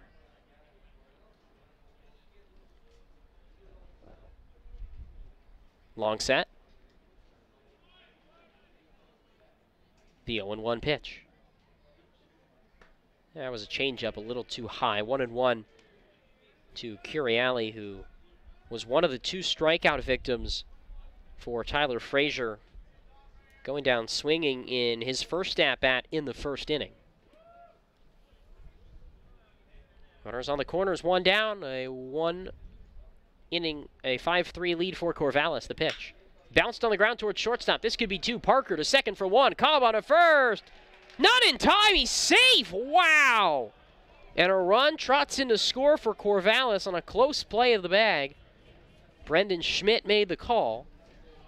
And so an RBI fielder's choice for Curiali, and Corvallis with the lead back to 3, 6-3.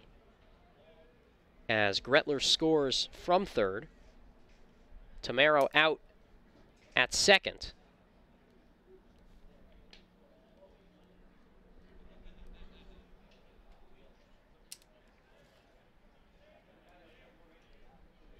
Nick Klemp, the batter, bounced out his first time. Runner takes off, pitch down low. Rando doesn't have the handle on it. And Curiali with a stolen base. 4th of the year for the freshman, who also just in a batter ago drove in his 7th run of the summer. 1-0 the count on Klemp, the right-handed hitting catcher. 6-3 Corvallis, top third. 1-0 pitch. Fastball down and away, 2-0. So now the line complete on Tyler Frazier. 2 1/3 innings, 6 hits, 6 runs, 5 of them earned. 3 walks and a couple of strikeouts.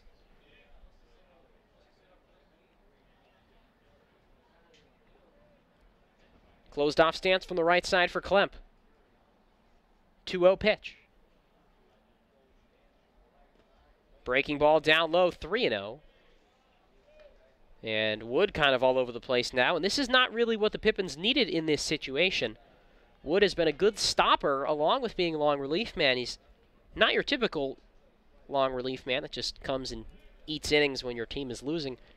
The Pippins have used him in situations like this where they need to stop and then can worry about eating innings. A look to second. 2 outs and the 3-0 pitch. Klemp taking all the way, watches a fastball at the knees for a strike. 3-1 the count on Nick Klemp, who had just 1 at-bat entering today. He's 0 for 2 on the year now after his 2nd inning groundout. 3-1 here on Klemp. Man at second, 2 down, already 2 runs across this inning for Corvallis to make it 6-3 Knights. Turn and a look to second. Nothing doing from Curiali. Wood, his first appearance of the year was a start in Ridgefield. Since then has come out of the bullpen for stints of 2 innings, 1 inning, and 3 innings. Would bet today might be on the longer end. 3-1. Fastball misses outside, ball 4. And a 2-out walk to Nick Klemp. Put 2 on, 2 out for Michael Dixon.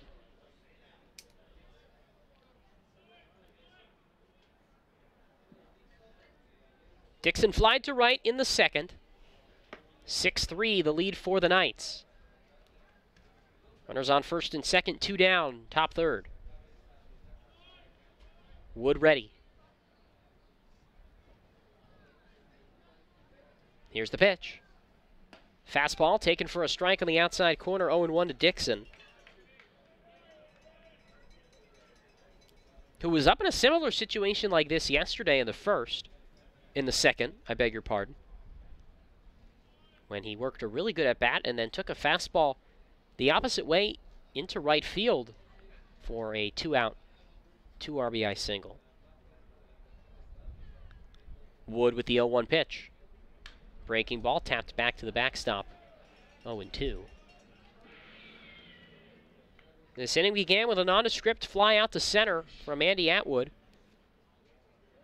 Since then, 3 walks, a double, and a fielder's choice have added on to Corvallis' lead, make it 6-3 Knights, top 3rd. 2 on, 2 out. Wood peers in for his first strikeout. Looking for his first strikeout. The pitch. Ground ball softly to shortstop. Parker waits on it, takes a high hop, but he flips onto the second base bag in time to retire the side. 2 runs on 1 hit, 1 error, 2 left for Corvallis in the 3rd. We go to the home half of the 3rd inning. 6-3 the Knights lead on the Nathan's Famous Broadcast Network. Prosser Memorial Health's Grandview Clinic is now open and accepting new patients. Services include family medicine, women's health, mental health, and after-hours care. The Grandview Clinic is open 8 a.m. to 8 p.m. 7 days a week to best serve you and your loved ones. Walk-ins are welcome, and se habla español. This is how we care.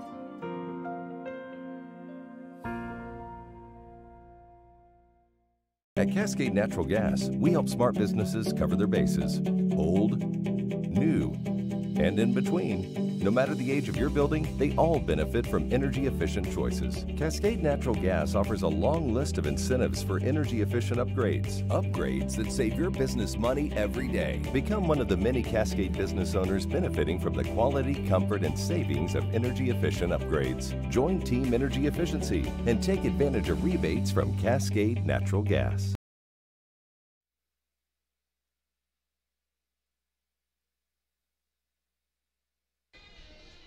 Two and a half innings in the books at the Orchard, a 6-3 lead for the Corvallis Knights. And the left-hander Tavita Gerber back out to the mound. He'll face Tanner Parker, Noah Andrews, and Henry Gargis here in this bottom of the 3rd. Tall lefty, working with a now 3-run lead after his offense plated him a few in the top of the 3rd inning.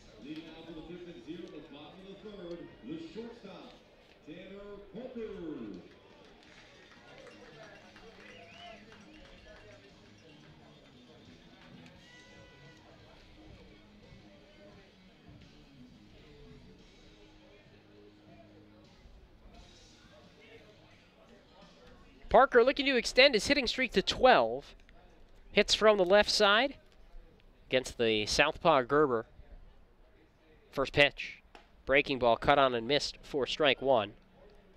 The one thing noticeable about Tanner Parker, at least recently, is the increasing number of strikeouts, concerningly so, at the plate. The 0-1. There's another swing and a miss at a breaking ball, 0-2.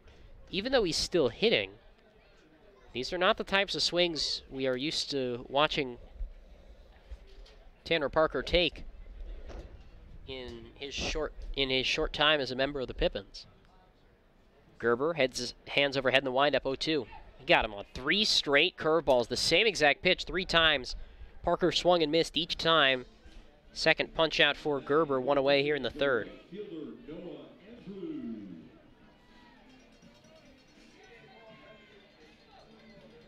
Noah Andrews, the second baseman, now hits. Right-handed hitting right fielder. Pippins down 6-3, 1 out. Bottom 3rd, Gerber fires. Andrews takes change-up in the dirt ball 1.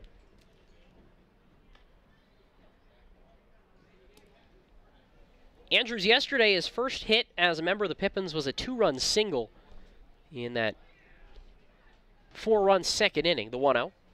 Fastball up high, 2-0. Pippins have now, with a 3-run second inning today, scored 7 runs in their past 2 second innings, but after the second inning yesterday, they had just 1 hit. Hopefully things do not repeat themselves tonight. The 2-0. Ground ball, softly hit up the middle. Shortstop Curiali ranges to his left from just to the left of the second base bag. He throws on to first and throws out Andrews. 2 down for Henry Gargas. Now batting for the Pippins, the first baseman, Henry Gargas.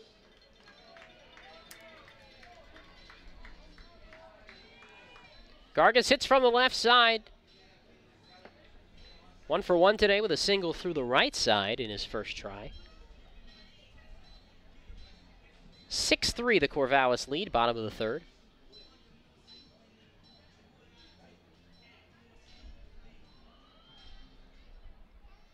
Gerber kicks, deals. Fastball hit towards right field. Dixon came out initially, then comes in, and the ball drops in front of him for a base hit. Henry Gargas with a 2-out single, his second hit of the day. And a 2-out base runner for the Pippins, Tyler Rando coming to the plate. Now batting for the Pippins, the catcher, Tyler Rando. Dixon initially seemed to think that that ball was going to land back. Then he changed, came in, and watched it drop in front of him. So Rando now at the plate. Third baseman Gretler even with the bag. First pitch left on right. A ball that skips in the dirt, gets away from the catcher Klemp. Gargas moves to second on the wild pitch.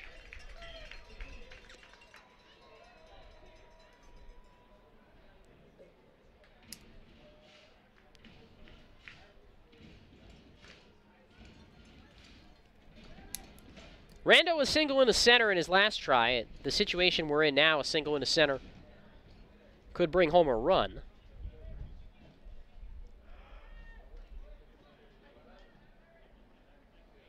6-3 Corvallis, bottom 3rd. The set. 1-0 pitch. Fastball drill down the left field line. That one's deep, it's far, and it is off the top of the wall in left field. Gargas trots in from second. He scores, throw to second, gets away from the second baseman Harvey, and it's a 2-out RBI double for Tyler Rando. An inch or 2 away from a home run, his second hit of the day, and it's now 6-4.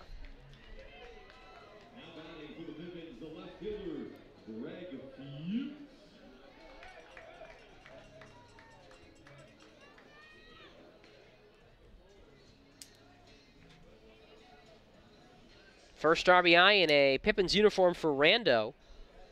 And now Greg Fuchs, left-handed hitter, steps to the plate. And now it sure appears the Pippins offense today, at least, is not going to have a repeat of yesterday, where they went silent after the second. What they need is the pitching staff to step things up on that end so the Pippins can pull out a victory.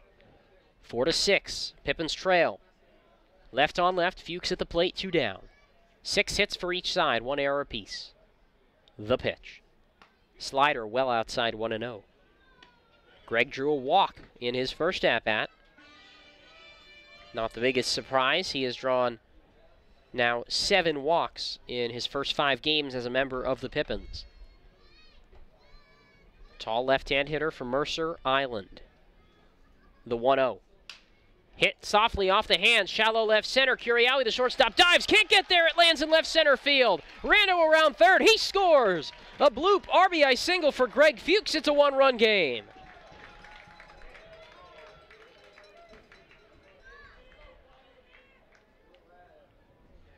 One ball hit softly, one ball absolutely crushed. Either way, it's back-to-back base knocks. And the Pippins are within a run with Owen Cobb coming to the plate, who had an infield single his first time. Fuchs with his first RBI as a member of the Pippins, just his second hit of the year. 2 down for Cobb. 6-5 Corvallis, bottom third. Gerber looks to first, pitches. And that one smacked over the head of the shortstop, Curiali, into left center field, a base hit. Fuchs up to second. 4 straight 2-out hits for the Pippins. And now Ty Delancey will hit with 2 down. Man, how about that for Cobb? He saw a first pitch fastball that he liked, and he grooved that one. Having a nice day with a 2-hit ball game. Delancey, switch hitter, bats from the right side. 6-5. Corvallis leading bottom of the third. And the bullpen is going to get active for the Knights, with A.J. Wood, the Pippins pitcher, on deck. He is a former hitter.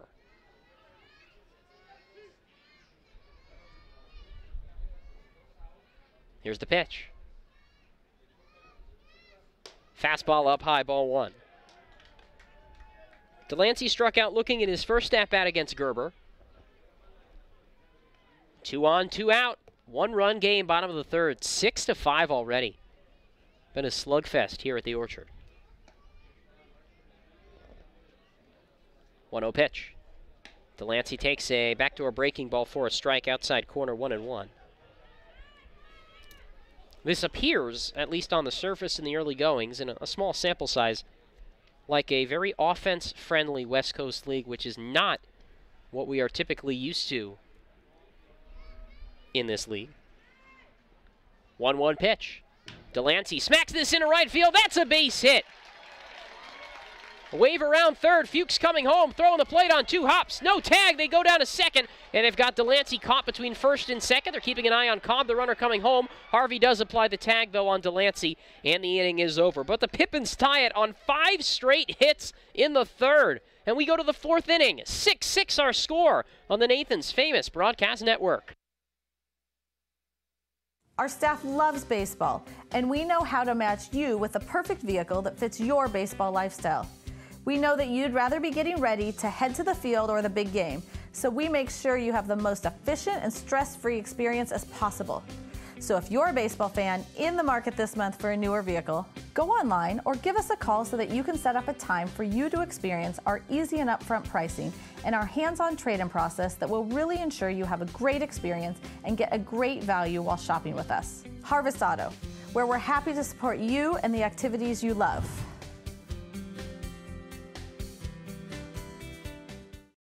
Sure, Drunk You is a pretty cool guy, but he's not exactly what you would call reliable.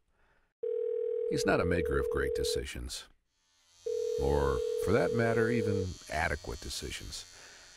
The point is, you shouldn't trust the version of you that created the macaroni taco to create a plan to get you home safe. Make a plan before you party.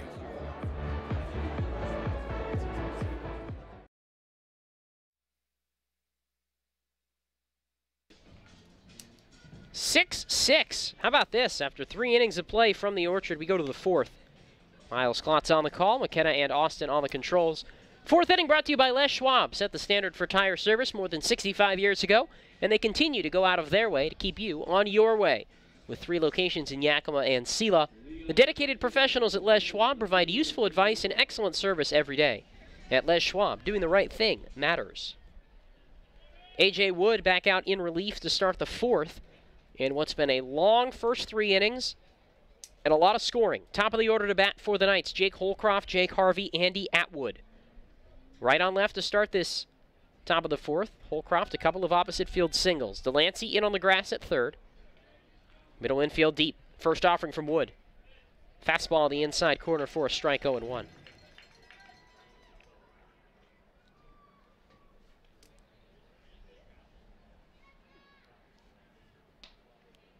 Long side. Now Wood readies out of the windup. The 0-1 pitch. Change up outside, 1-1. 5 straight 2-out hits for the Pippins in the bottom of the third to tie it at 6.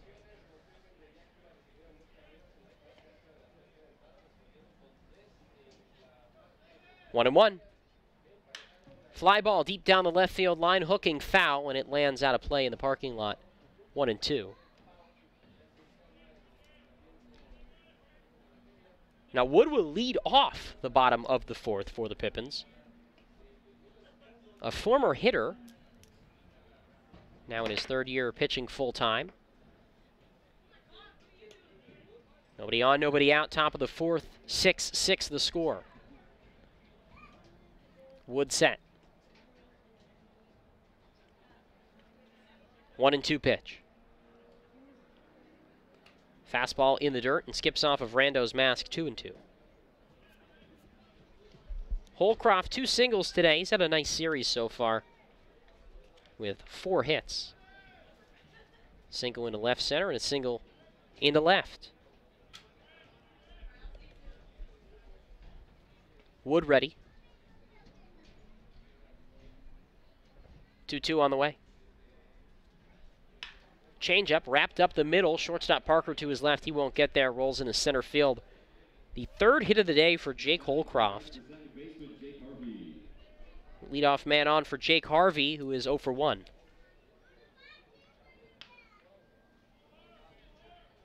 Harvey a walk and a strikeout, 2 trips today.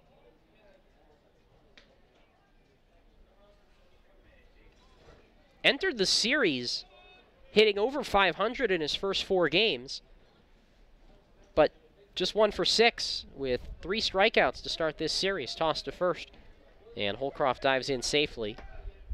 The major speed threat over there at first. 6-6 the score, top of the fourth.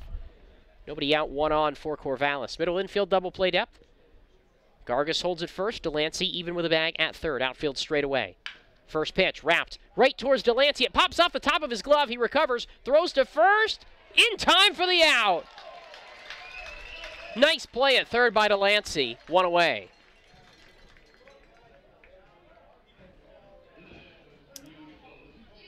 And Brooke Knight, the head coach for Corvallis, comes out to have a word about this one. It's a 5-3 putout for Ty Delancey. And Knight not getting the word he wants on that. Holcroft moves to second with 1 out for Andy Atwood, who has flied out and singled into right. 2 trips to the plate today. 6-6 score. Top of the fourth, 1 on, 1 out. Wood looks to second. Delivers. Fastball dots the outside corner, strike 1. One of the better fastballs Wood has thrown tonight. Pitch with good late action.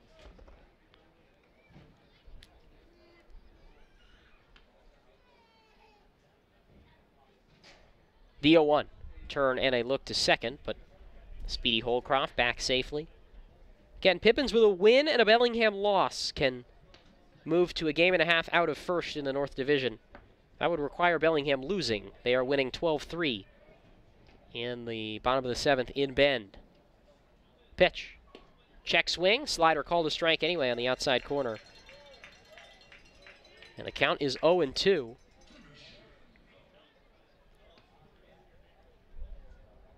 That being said, the Bells starting this week will be starting on Monday, or Tuesday I should say, will be in non-league action, so big opportunity for the Pippins to gain some ground. Look to second, 0-2. Slider just outside, 1-2. Holcroft at second after a leadoff single and a bounce out. One away. 6-6 our score, top of the fourth.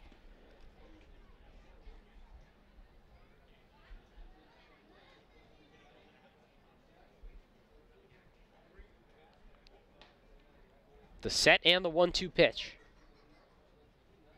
Wood fires. Breaking ball, roped foul, out of play off to the right. On a late decision to take a hack there, 1-2.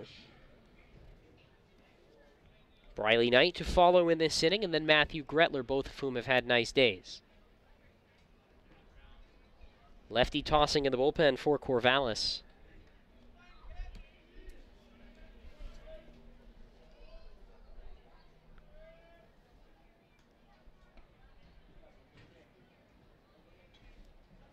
That's Colton Meyer that's throwing. The 1-2. Ground ball softly over to first for Gargis, who picks it up himself, calls off Wood, and runs it over to the bag, 2 down. Holcroft takes third with 2 away.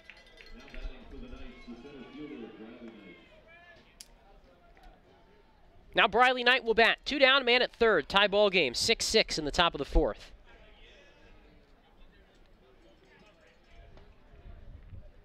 A.J. Wood, another nice job so far out of the pen, acting as the role essentially of a stopper. Knight hits from the left side. Delancey even with the bag at third. The first pitch, a changeup, couldn't get a chase, and that one misses down low, 1-0. Knight against Tyler Frazier in his last at-bat worked a 10-pitch walk. Has also grounded out and driven in a run. A look to third. The 1-0 pitch. That's a fastball that skips in the dirt and then bounces up the third base line. Thankfully for Tyler Rando, if that one got more to his left, a good chance the speedy Holcroft makes it home. 2-0 the count, 2 outs. Holcroft at third in a 6-6 ball game. He's the go-ahead run.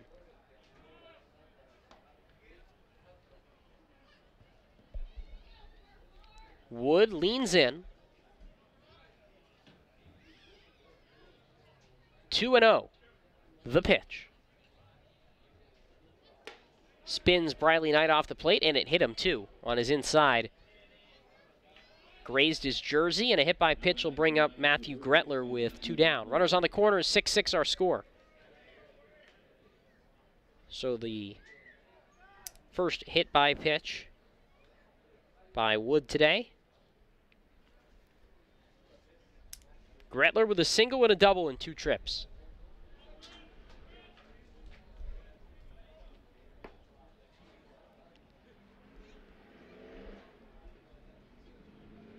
Runner takes off the pitch. Taken for a strike. They throw it on a second. Now they come home with it, and the runner scores. Holcroft to take the lead. Not sure why Rando threw down a second there with a runner at third. And Knight takes second. Holcroft scores, and it's 7-6 Corvallis on a pair of stolen bases.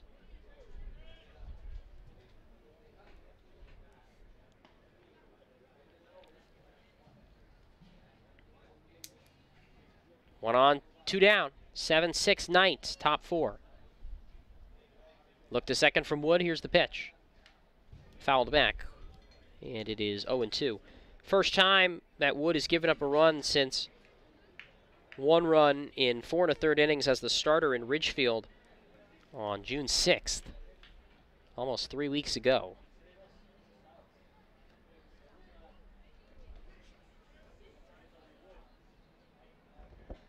The 0-2.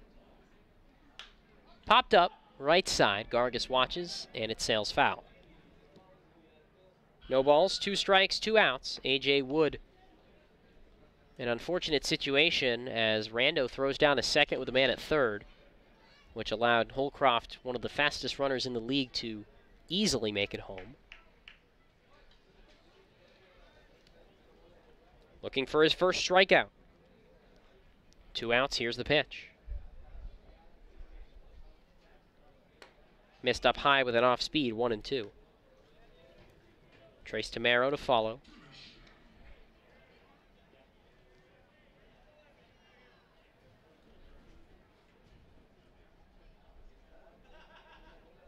Another 2-strike pitch. Slider down and away, 2 balls and 2 strikes.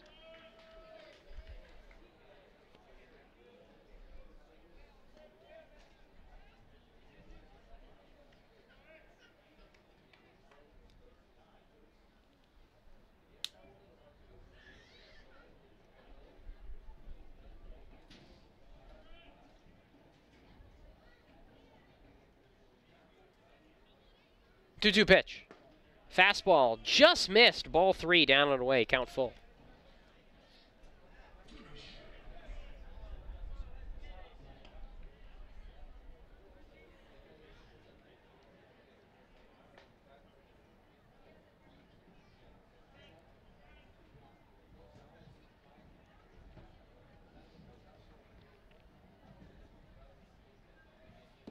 Full count, 2 outs. Turner will look to second, and the runner back in safely, 3-2. 7-6, Corvallis leading in the 4th.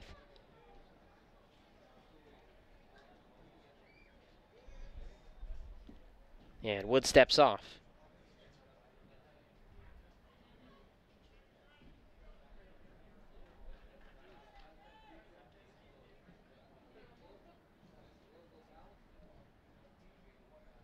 The pitch. Popped up high into the air, off to the right. Gargas towards the line, and he runs out of room. That one's foul, and we will have another pitch, the 8th of this at-bat. Another long inning.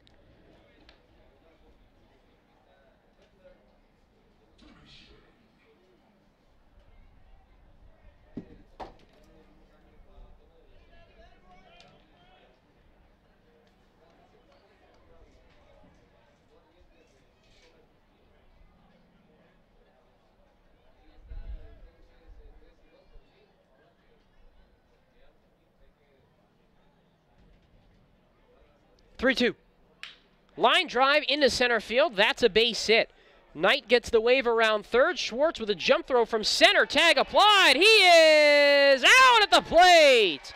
Inning over. Heck of a throw. Luke Schwartz to nail Briley Knight, trying to make it a 2-run game. Corvallis gets 1 on 2 hits, no errors, and they leave 1. We go to the bottom of the 4th. 7-6 Corvallis on the Nathan's Famous Broadcast Network. Puget Sound native Mike Runyon can fit more in a day than most, which is good, because in addition to being a craft beer pioneer and working parent, he grows his own food, rides BMX, and has even been known to try a chainsaw carving or 2. Mike's defined by his differences. At Heritage Bank, we think differences can build a better bank, too. That together, we're more than a community bank, but rather a community of banks, which means more ideas for his business and yours. Prosser Memorial Health's Grandview Clinic is now open and accepting new patients. Services include family medicine, women's health, mental health, and after-hours care. The Grandview Clinic is open 8 a.m. to 8 p.m. 7 days a week to best serve you and your loved ones. Walk-ins are welcome, and se habla español. This is how we care.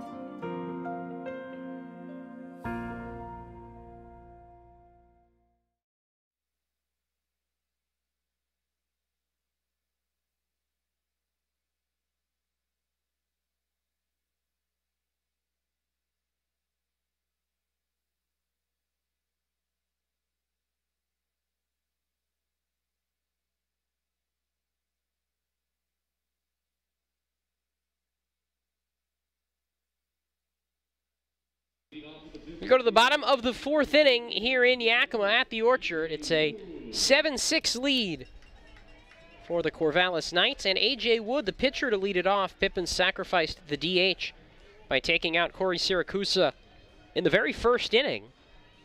So A.J. Wood, who surrendered the lead an inning ago on the mound, a former hitter, was recruited to Oregon Tech as a freshman to hit, will step into the box to face left-hander Tavita Gerber. 1-run lead for Corvallis. Gerber delivers, and Wood takes a strike on the outside corner, 0-1. Wood, Schwartz, and Parker, 8-9-1 for the Pippins here in the home half of the 4th, down a run. Kick in the 0-1. AJ chops this towards first, where it's scooped up by Tamero. Wood hustling towards first, but Tamero beats him to the bag, 1 out. Not a bad swing, though, from a pitcher. And Wood bounces out to bring up Luke Schwartz.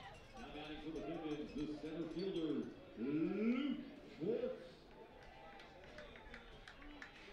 Schwartz with an excellent jump throw from center to nail Briley Knight, trying to score from second a batter ago. The right-handed hitter who drove home 2 on a single in the second. Bats here with the bases clear, 1 out. Pitch from Gerber. Hack and a miss on an outside changeup, 0-1.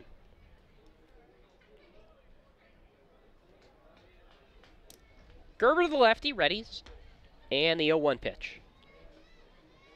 Breaking ball, spun foul, out of play off to the right, 0-2. Gerber, 14 appearances for Dixie State this past spring, 3-1 with a 6.56 ERA.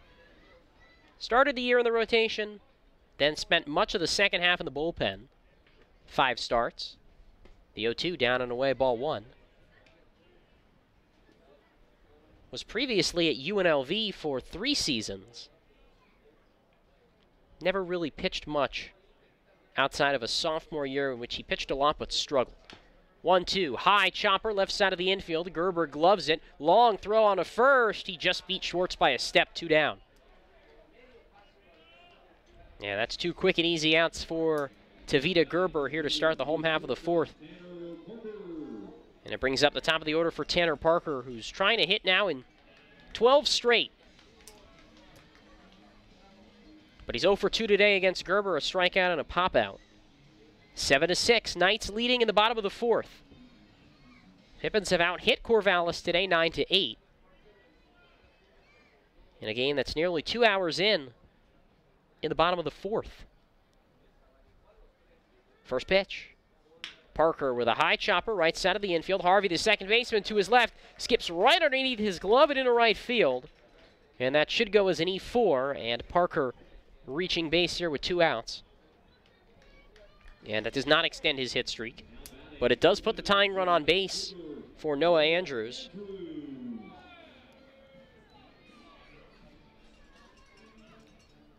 Andrews 0 for 2 today, ground outs to both second and short.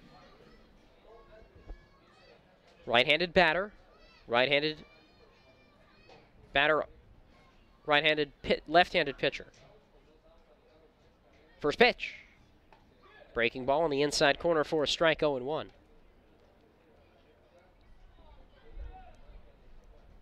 Pippins trailing 7-6, bottom of the 4th. Here's the set. The 0-1 pitch. Popped up, out of play off to the right, 0-2. 2 quick and easy outs for Gerber to start this inning. Since then, it's been an error and now an 0-2 count on Noah Andrews. One of the new guys in the Pippin lineup. The 0-2 pitch. Change up right down the middle. Strike 3 called. Gerber with his 3rd punch out, and the inning comes to a close. Pippin strand 1 on a 2-out error. We go to the 5th. 7-6 Corvallis on the Nathan's Famous Broadcast Network. Call this home, that's where I belong, that's where I belong. Call this home, that's where I belong, that's where I belong. Finding the right home is inspiring. That's why at Banner, we listen, learn, and help you find the home loan that lets you achieve your dreams. That's where I belong. Les Schwab is proud to introduce 2 of our best tires ever just in time for summer road trip season. There's our exclusive open range AT that we believe is our quietest, smoothest, and best all-season traction tire ever. Or the Reputation, our exclusive high-mileage premium passenger tire. Get even more road trip ready with our free pre-trip safety check. Stop by or book an appointment today at leschwab.com. Les Schwab Tires. Doing the right thing matters.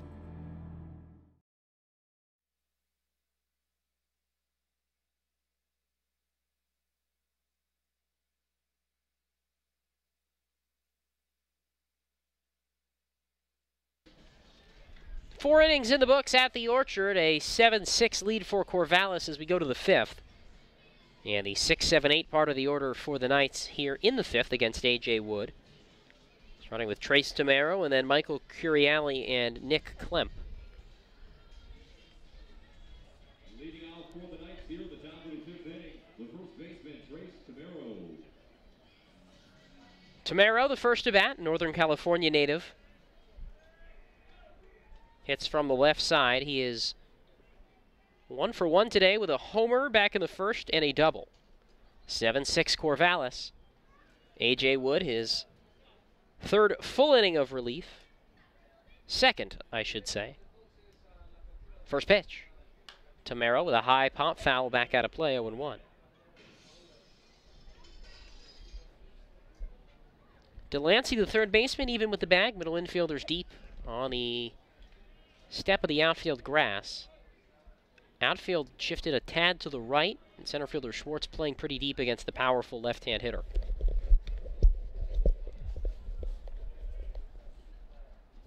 Here's the 0-1. Fastball in the outside corner, strike 2 called. Corvallis grabbed the lead in the top of the 4th on a double steal. Wood sets, kicks, and the 0-2. Tap back foul to the backstop. Stays no balls, 2 strikes. Nobody on, nobody out. We're just starting the top of the 5th here at the Orchard. 7-6 Corvallis.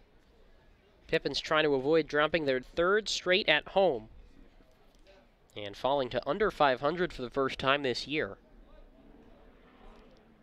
They started the season 2-0 in Ridgefield, then dropped the last game of that series, which Wood started to fall to 2-1.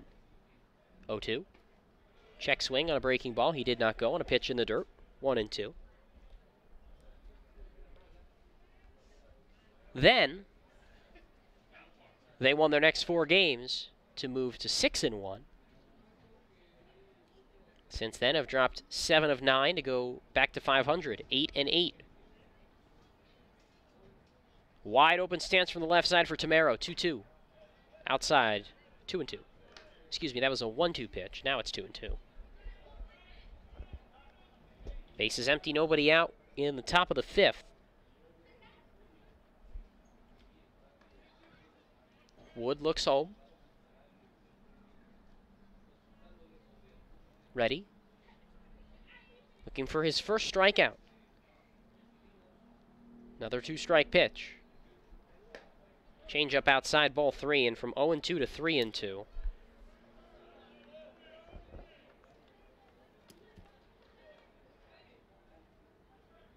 Seven to 6 Corvallis, nobody on, nobody out. Top of the 5th inning. In a long game tonight here at the Orchard. And I mean, this game has gone really long.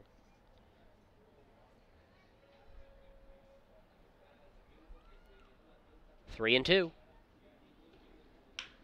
Ground ball, first base side, right for Gargis, who bobbles, stays with it, and steps on the bag. Tap dancing around A.J. Wood, but he gets Tamero for the first out.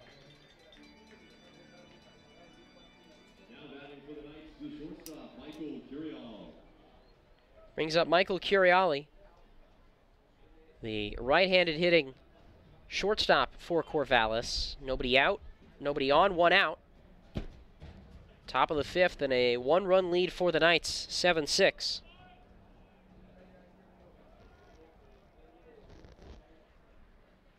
Wood fires. Right-hand batter dribbles it back to the backstop, 0-1. Curiali, 0 for 2 today. This bottom third of the order for the Knights has gone 0 for 5 so far, first 2 times through the order. Kick in the 0-1. Change up on the inside corner, 0-2. Nick Klemp waits on deck. 7-6 Knights. Top of the 5th, 1 down, nobody on. Pippins trail a run.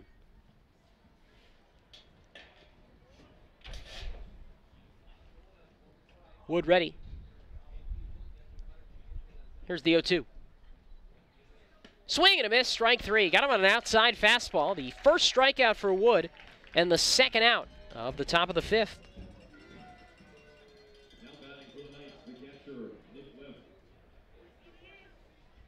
Now Klemp will hit. He has bounced out and walked in 2 trips to the plate. An Everett native out of the University of Portland. After time at junior college.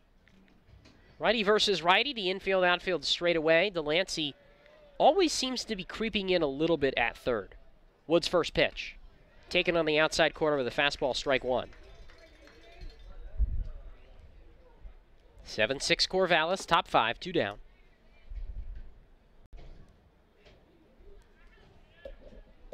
Klemp a walk and a bounce out in 2 trips, 0 for 1. Pitch. Shows bunt, pulls back and takes a fastball out wide, 1-1.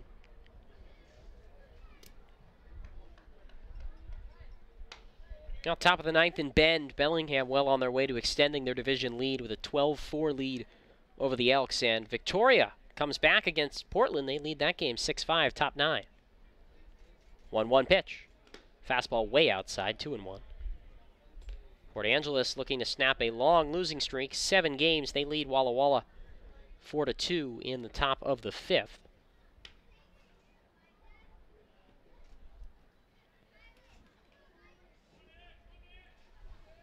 Nobody on, 2 down. A 1-run lead for the Knights, top 5. AJ readies. The 2-1. Swing and a miss, strike 2. Klemp did not want to commit, but he was already well broken through the plane, so he did commit. And now the count 2-2.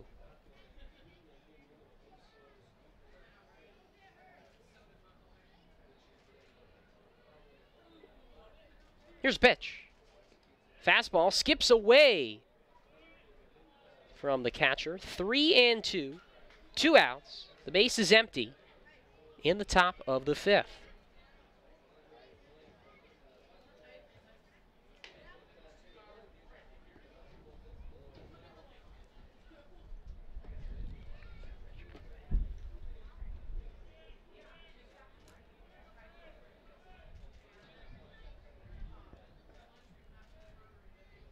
Full count, 2 outs. Here's the pitch. Wood fires. Dribbled back foul, and we'll do it again here on 3-2. 7-6 Corvallis, top 5. Pippins have out-hit the Knights 9-8. But nothing more than that. And only 1 error, which, you know, given the makeup of this team lately, that's an improvement, certainly.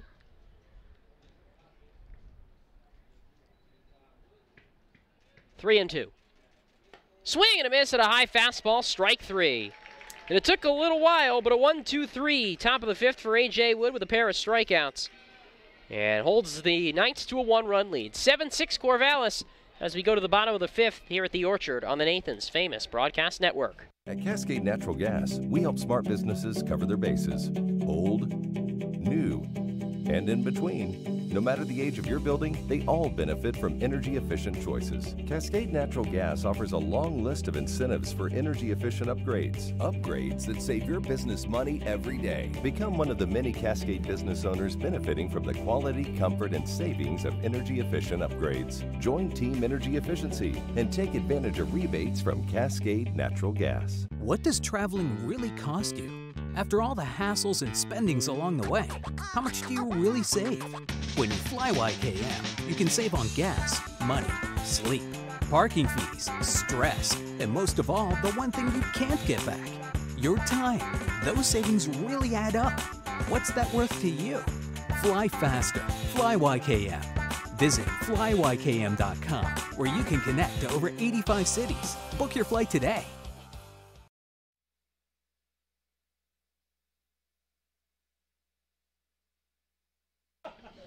Pippins still trail by a run, 7-6 as we go to the home half of the 5th inning. But it's the middle of the order here for Yakima Valley against left-hander Tavita Gerber. Guys who have all had good games. Henry Gargas, Tyler Rando, Greg Fuchs.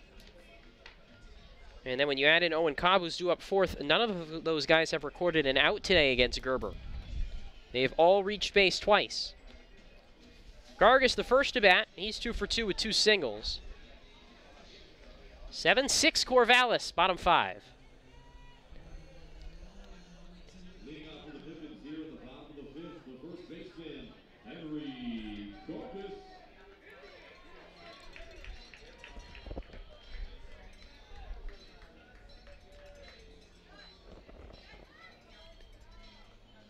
Gargis hits from the left side with the middle infield playing pretty deep. The outfield straight away. And the first baseman, Tamero, also backing up a bit, respecting what Gargis has done so far. 2 hits off a lefty. First pitch, a breaking ball, spins Henry off the plate inside, 1-0. Singles into right and through the right side in 2 trips for Gargis. Hands over the head in the windup, Gerber with the 1-0. And there's a ground ball right towards second. Harvey barely has to move a muscle, shifts 1 step to his left and throws out Henry for the first out. Now batting for the Pippins, the catcher, Tyler Rando. We'll bring up Tyler Rando, who has had a nice day, an RBI double back in the 3rd, also a single in the 2nd, 2 for 2. 7-6. Corvallis holds on to a 1-run lead, bottom 5. Infield, outfield, straight away. Gerber's first pitch. Lefty misses below the knees, ball 1 with a fastball. It's been a good bounce-back game for Rando, who did not look sharp at the plate yesterday. The 1-0. Curveball at the knees, called strike, and it's 1-1. That's the great thing about summer collegiate baseball, and one of the big differences from the college game for a lot of these guys is the opportunity to wash off a bad game the next day. Hard chopper to 3rd. Gretler goes down to Anita Field, steps up, throws on to 1st, and throws out Rando 2 down. We'll bring up Greg Fuchs, 2 away.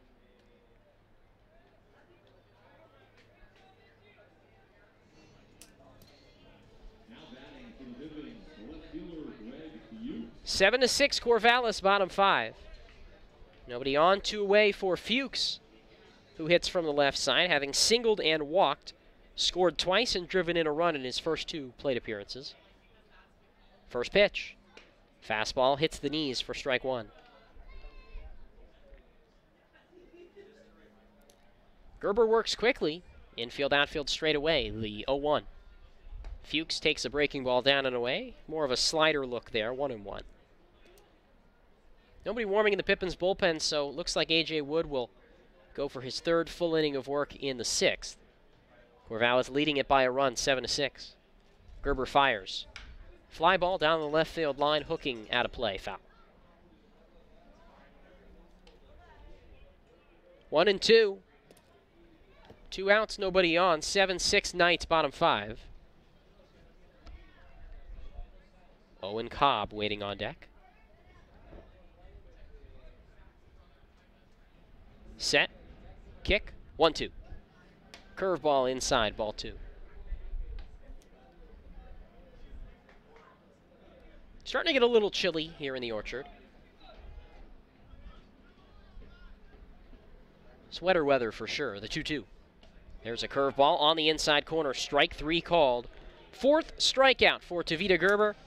And the Pippins down 1-2-3 in the home half of the 5th. After 5, still a 1-run lead for Corvallis. 7-6 as we roll along to the 6th on the Nathan's Famous Broadcast Network. Puget Sound native Mike Runyon can fit more in a day than most, which is good because in addition to being a craft beer pioneer and working parent, he grows his own food, rides BMX, and has even been known to try a chainsaw carving or 2. Mike's defined by his differences. At Heritage Bank, we think differences can build a better bank, too.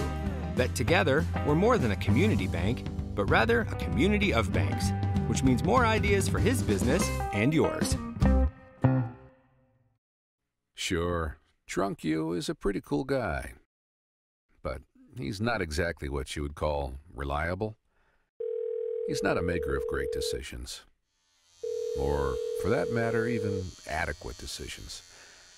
The point is, you shouldn't trust the version of you that created the macaroni taco to create a plan to get you home safe. Make a plan before you party.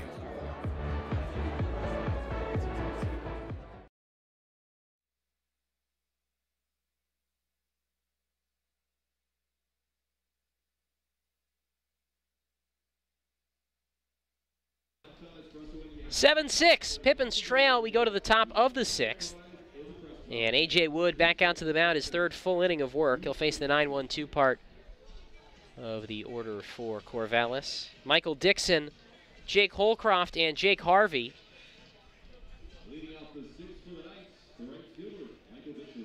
Dixon has started off, he's 0 for 2.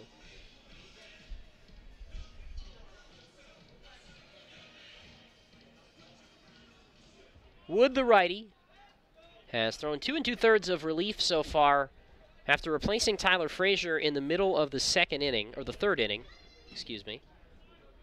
And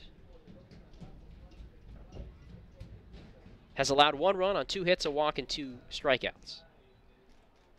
First pitch. Fastball hits the knees for strike 1 call to Dixon, the right-handed hitter, who is 0 for 2 today, has flied to center and bounced into a 6-4 fielder's choice. Infield, outfield straight away. 0-1. Fastball misses up high, 1-1.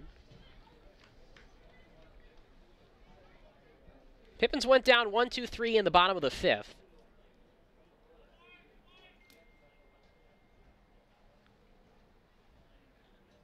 Kick in the 1-1. Fly ball deep to right. Andrews back after initially taking a step in. Watches that one land off the top of the wall. But since it was hit so hard and Andrews got to it so quickly, Dixon has to hold it first with a long single, which are very common here with that tall right field wall at Yakima County Stadium. Now a leadoff single to bring Jake Holcroft to the plate. He is 3 for 3 with 3 singles.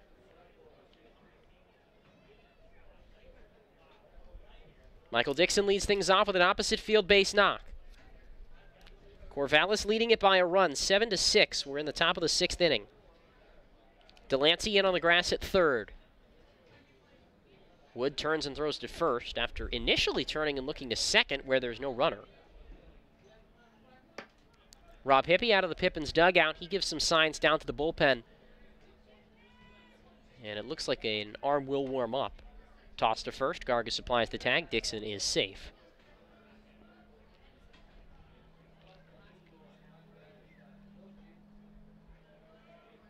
Set from A.J. Left foot over his right. Delivers. There's a smacked ball up the middle into center field, a base hit. Holcroft is 4 for 4 with 4 singles. And there's 2 on, nobody out to start the 6th for Corvallis.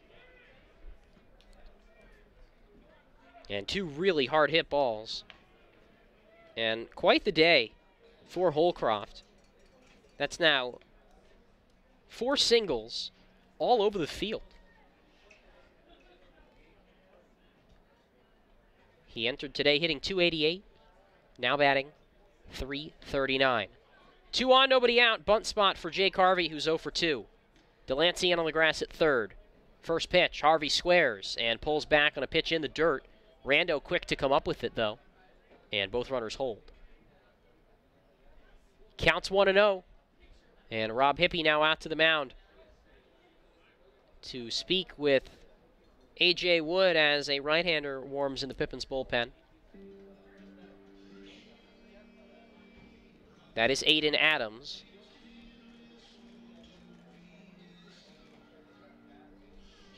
Adams, who pitched yesterday.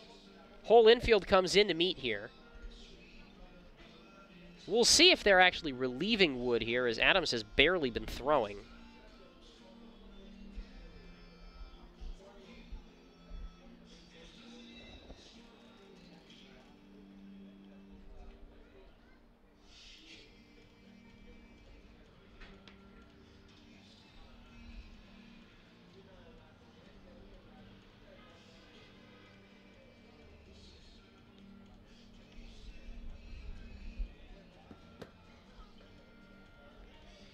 Meeting has come to a conclusion as Adams warms in the bullpen. 7-6 Corvallis. Top of the 6th. 2 on, nobody out. Gargas in on the grass at third.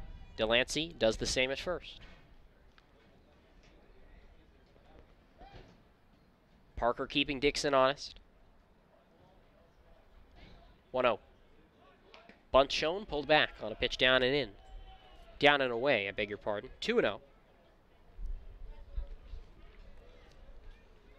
Harvey with a walk, strikeout looking, and a 5-3 ground out so far today. 7-6 Corvallis. The pitch. Bunt shown and bunted back into the mitt of Tyler Rando, the catcher. 2-1. How about that? 7-6 our score. Top of the 6th inning, 2 on, nobody out. Tight spot here for the Pippins. A.J. Wood with the shoulder high set, the pitch. Bunted down the third baseline. Oh, this is a beauty. Wood picks it up. He might not have a play. Throw to first. In time. Wow. Great stretch by Wood. Great cover at first by Owen Cobb, the second baseman. And a 1-4 put out. 1 out and both runners advance.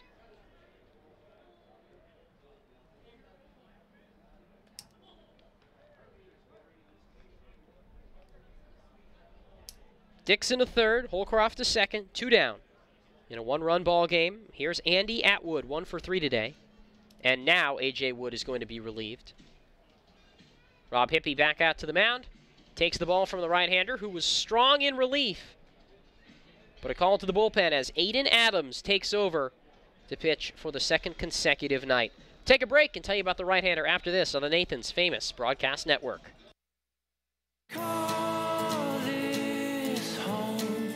That's where I belong. That's where I belong. Call this home. That's where I belong.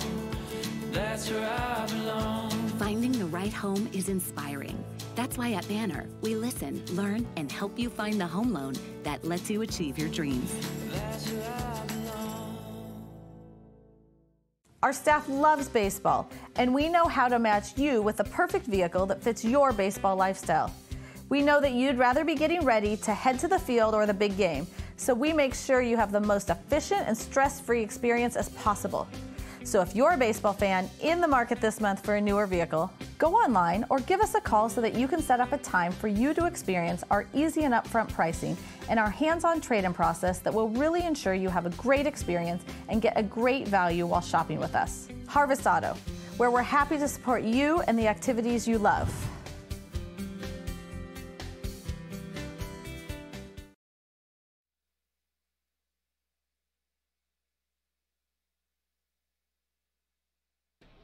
Aiden Adams takes over for the Pippins. We pick up here with 2 in scoring position, 1 out, top 6, a 7-6 lead for the Knights.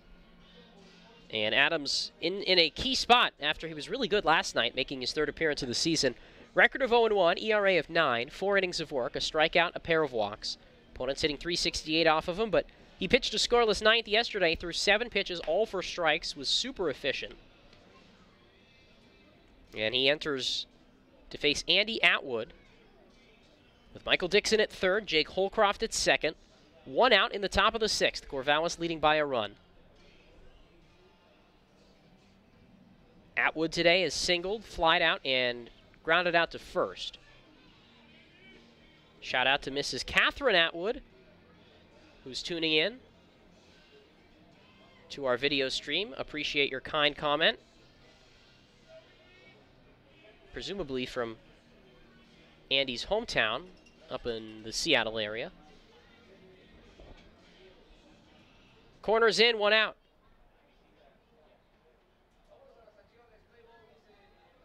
Adams would love to get a ground ball here and potentially hold Dixon at 3rd.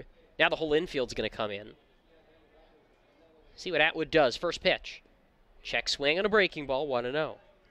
The book not completely closed on A.J. Wood. He goes 3 innings, allows an earned run on 4 hits, a walk, and 2 punch-outs, but he is responsible for Dixon at 3rd and and Harvey, Holcroft at 2nd. 1-0. Breaking ball, tapped back, foul. Wow, that was a dangerous pitch, but Atwood just barely nudges it foul. 1-1.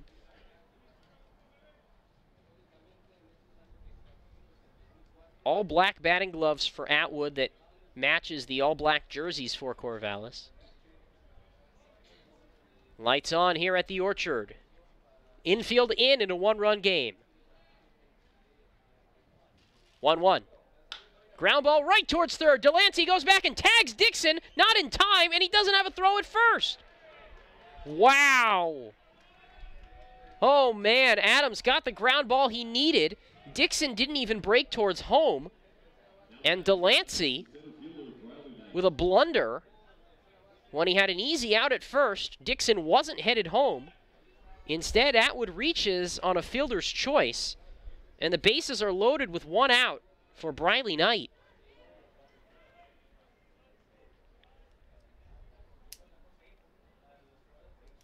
Here's the pitch. Knight takes down and in. Good stop by Rando, sliding to his right. At the very least, this is now a force at any base. 7-6 Corvallis, one out. Top of the sixth.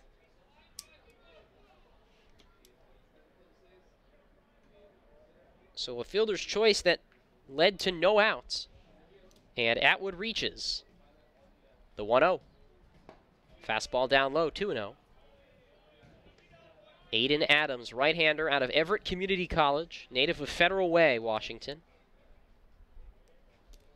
Behind in the count, 2-0. Didn't throw a ball last night in his ninth inning appearance. The pitch. Ground ball right side of the infield, through in a right field for a base hit. Dixon scores. Holcroft around third. Here's the throw from right field on two hops. It's not in time.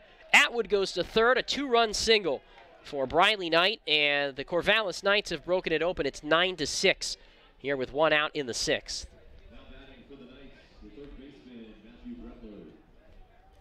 Knight now with 3 RBIs on the night. 5 in the first 2 games of this series. And Corvallis back up to a 3-run lead, which has been their biggest of the day. Atwood goes to third on the single. Gargas holds the runner at first, right-handed hitting Matthew Gretler to the plate. First pitch, bunted down the first base line, foul. Gretler is 3 for 3. And with one out and runners on the corners, they tried to have him square. Corvallis leading at 9-6. Both of those runs charged to A.J. Wood, who allows 3 earned runs over 3 innings officially. Not one of his better outings of the year, but not everybody's going to have a sub-1 ERA. The 0-1. Slider on the outside corner. Strike 2 call. 0-2, Adams to Gretler. Runners on the corners, 1 out. 9-6 Corvallis, top 6. Adams a turn and a look to first.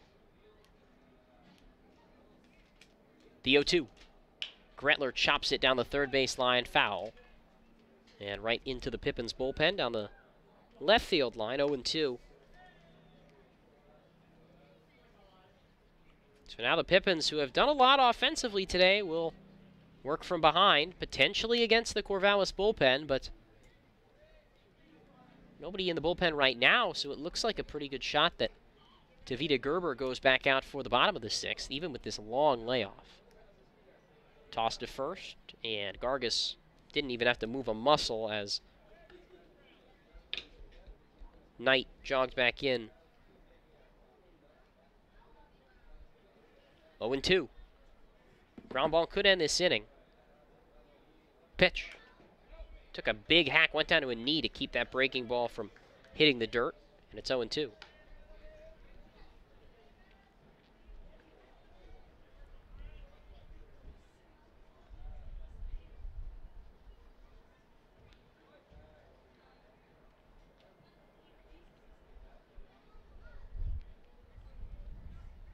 Oh, 2.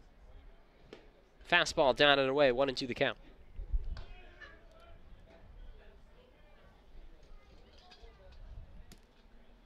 Nine to 6 Corvallis, 3 runs in this top of the sixth. Or excuse me, 2 runs to add on to a 1-run lead, the 1-2. And again, Gretler goes down to a knee to keep a low breaking ball in play and rolls it back foul.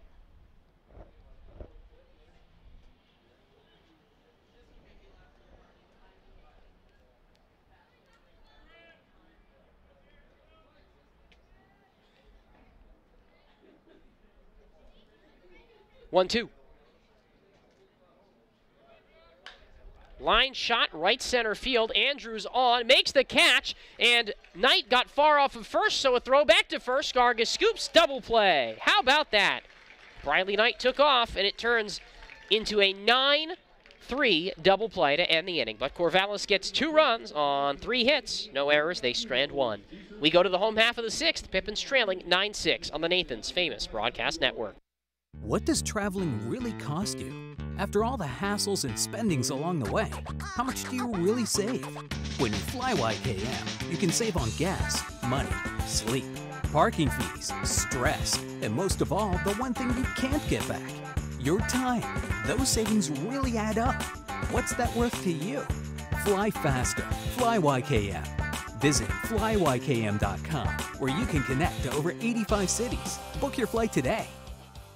Les Schwab is proud to introduce 2 of our best tires ever just in time for summer road trip season. There's our exclusive open range AT that we believe is our quietest, smoothest, and best all-season traction tire ever. Or the Reputation, our exclusive high-mileage premium passenger tire. Get even more road trip ready with our free pre-trip safety check. Stop by or book an appointment today at leschwab.com. Les Schwab Tires. Doing the right thing matters.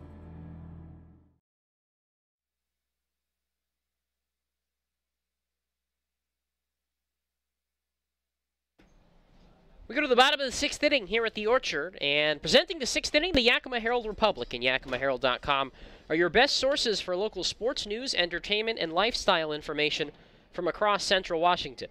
Call 575-7755 to subscribe to a print or digital package. The Yakima Herald Republic, they tell your stories. Owen Cobb leads off the home half of the 6th inning for the Pippins. 9-6 ball game, Corvallis with the lead. Cobb so far 2 singles. Tavita Gerber back out there for another inning of work for the Knights, his 6th. Despite allowing 5 earned runs. The pitch. Fastball hits the inside corner, strike 1.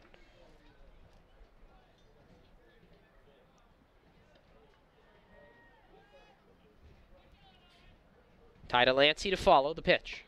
Hack and a miss, 0-2. And then the pitcher's spot. Aiden Adams pitched the 6th, but a right-hander up in the Pippins bullpen, Bo Henderson. The 0-2, fly ball, foul out of play off to the right. Stays 0-2. Last saw Henderson on Thursday, so he's had a couple of days off.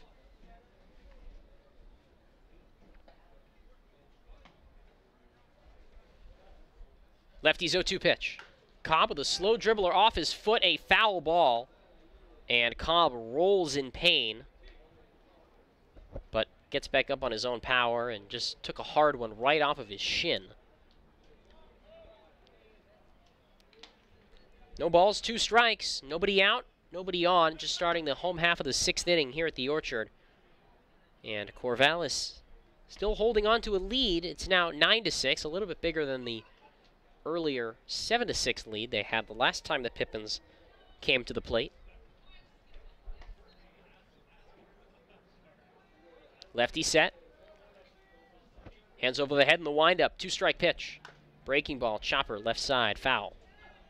Stays 0-2 on Owen, who had an infield single back in the 2nd. And then took one out to left center, pretty well hit in the 3rd. Gerber shakes off a sign, kicks and deals. Another foul, pulled left side, 0-2. Well, Gerber's pitch count is starting to run up there. That was number 75 on the night. A lefty in a sweatshirt is throwing in the bullpen for Corvallis, so no way to get a number on him. 0-2. Cobb went reaching for an outside changeup and punched it back foul. Now 5 consecutive foul balls, 7 pitches in this at-bat. It's 0-2. You don't see that very often. 9-6, Corvallis. Bottom 6. Nobody on, nobody out. Gerber off the third base side of the rubber. Winded the 0-2. Swinging a foul tip back into the glove on a high fastball, strike 3. The 5th strikeout for Tavita Gerber. 5th consecutive set down, 1 away.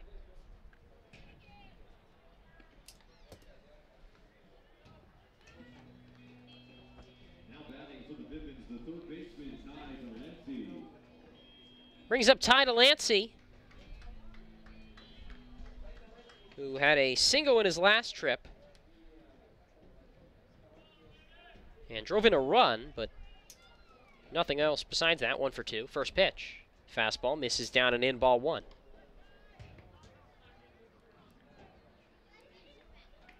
Aiden Adams, the pitcher, was on deck, but Joe McGreasy now in the on-deck circle. The 1-0. Changeup drops in for a strike. Good frame job by Nick Klemp. 1-1. So McGreasy, who has not hit in quite a while, the right-hand hitter gets into the on-deck circle. 2-0. Fastball misses high, 2-1. Excuse me. It was 1-1. Then a fastball missed high, and it's now 2-1. The lefty fires. Fastball missed up high, ball 4.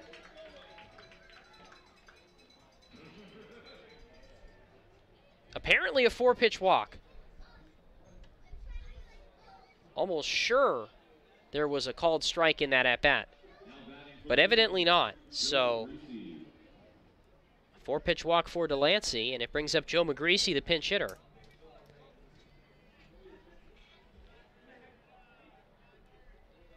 McGreasy on the season is 0 for 12. No hits for him.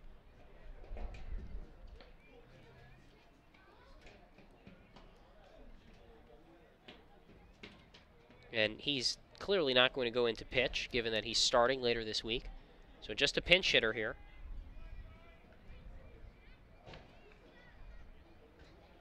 With 1 on, 1 out, the tying run on deck for the Pippins. Gerber keeps looking back to second. McGreasy bats from the right side. Here's the pitch. Joe takes a curveball high and away, ball 1. Luke Schwartz waiting on deck.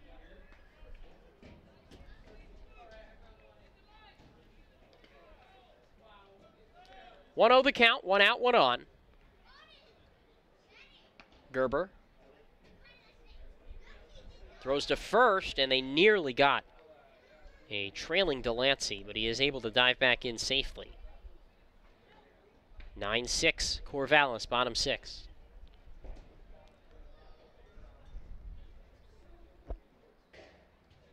The 1-0.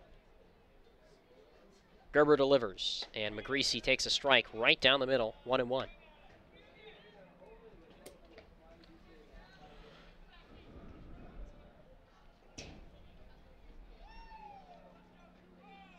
One and 1 pitch. Lefty throws to first, and Delancey beats a throw.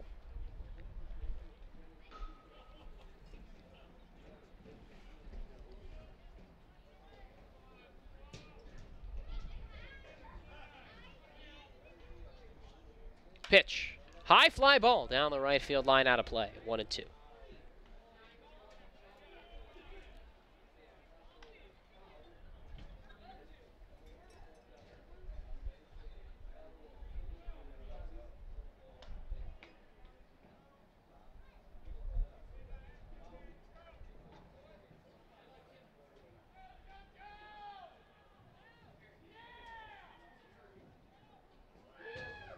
Pitch, swing and a miss, strike 3 on an outside fastball. And the 6th strikeout for Gerber. McGreasy, the pinch hitter, down on strikes. And it brings up Luke Schwartz, who is 1 for 2.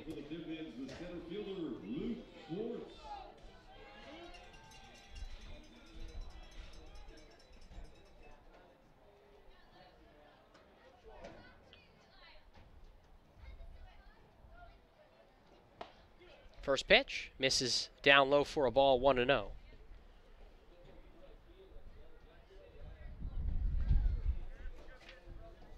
Corvallis leading by a score of 9-6 as the sun begins its descent. 2 outs, a man on first, the 1-0. High pop-up, right side of the infield, foul ground. Tamero jogs over towards the line and runs out of room as that one lands in the third row of the seats. 1-1.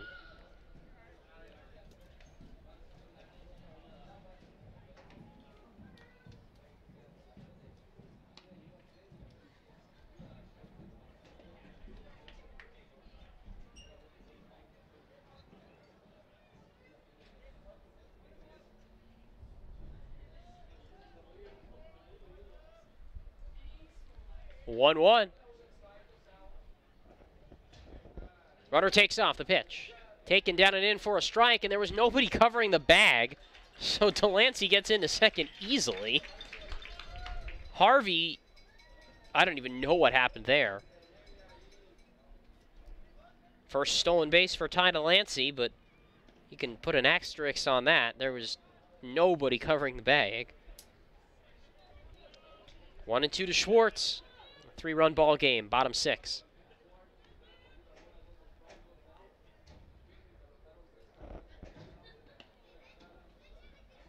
The pitch. Fastball just outside, 2-2.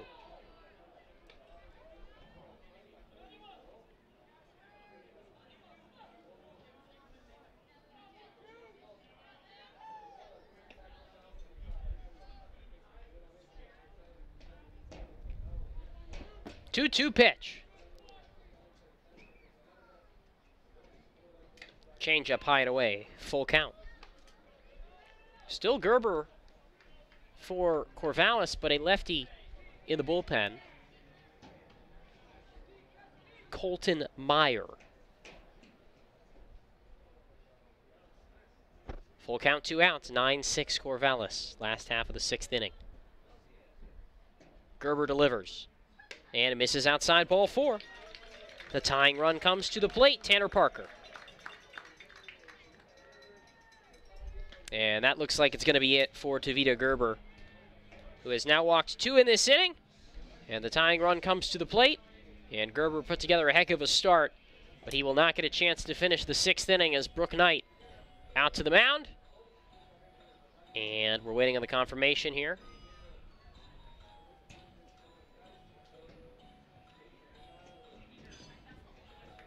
And Tavita Gerber done. So we'll take a break. Pippins trailing 9-6 on the Nathan's Famous Broadcast Network. Prosser Memorial Health's Grandview Clinic is now open and accepting new patients. Services include family medicine, women's health, mental health, and after-hours care. The Grandview Clinic is open 8 a.m. to 8 p.m. 7 days a week to best serve you and your loved ones.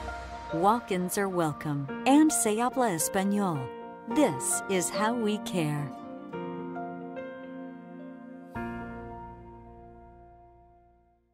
At Cascade Natural Gas, we help smart businesses cover their bases. Old, new, and in between. No matter the age of your building, they all benefit from energy-efficient choices. Cascade Natural Gas offers a long list of incentives for energy-efficient upgrades. Upgrades that save your business money every day. Become one of the many Cascade business owners benefiting from the quality, comfort, and savings of energy-efficient upgrades. Join Team Energy Efficiency and take advantage of rebates from Cascade Natural Gas.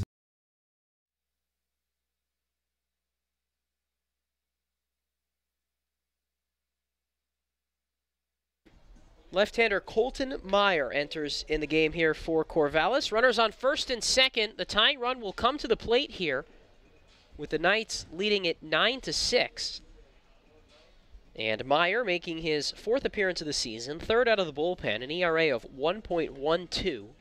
8 innings of work, 8 strikeouts, 3 walks, and opponents hitting .208 off of the lefty, a native of Silverton, Oregon, 6 feet tall, 185 pounds. Last pitched a week ago today against Cowlitz. Went 1 inning, struck out all 3 batters he faced. And the lefty, who attends Linfield College, a Division III school in Oregon, will face Tanner Parker, who is 0 for 3. With 2 outs, Delancey at second, Schwartz at first.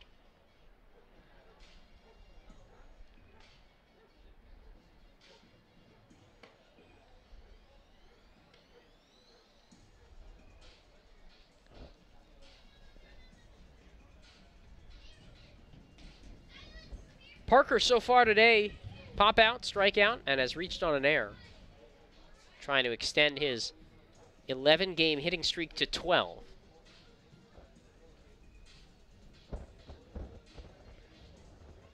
Meyer fires in his final couple warm-up throws.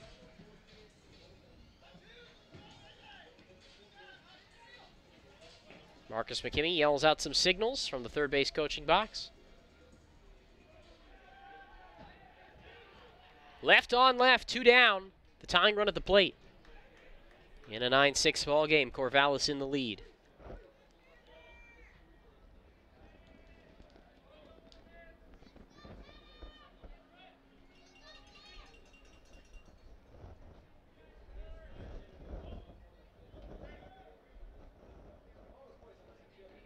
Turn and a look to second. First pitch. Slider down and away to Parker, 1-0.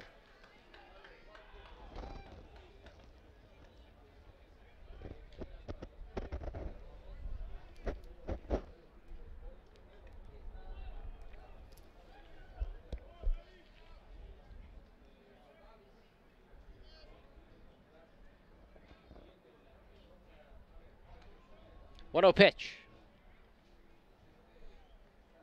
Meyer fires.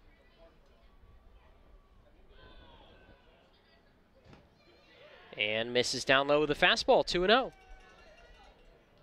Had a 6.9 ERA, 1-7 record at Linfield, mostly as a starter this spring. 2 out, 2 on, tying run at the plate, 9-6, Corvallis leads, bottom 6. The 2-0 pitch. Hit in the air, down the right field line, foul, 2-1. So with Aiden Adams being pinch hit for, will need to be a new pitcher for the Pippins in the 6th. It's not going to be Joe McGreasy, who pinch hit in that spot. Right-hander Kevin West, who we saw last night, enters the bullpen for Corvallis and begins to throw. 2-1. A look to second. And the pitch. Hot shot towards first and past the glove of Tamero and into right field. Delancey around third. He scores. Dixon up with the ball in right. His throw skips up the line. Not in time. It's an RBI single for Tanner Parker. He's now hitting 12 straight and has cut the deficit to 2, 9-7.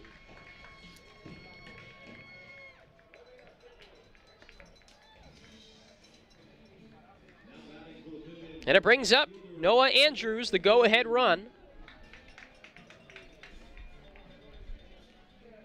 Tanner Parker with his 15th RBI of the year. Delancey scores from first. All of this damage coming with 2 outs. And a right-handed hitter to face southpaw Colton Meyer. Schwartz to third. 9-7. Pippins trail by 2 runs. In the bottom of the 6th inning. Every punch that Corvallis has thrown, the Pippins have answered back.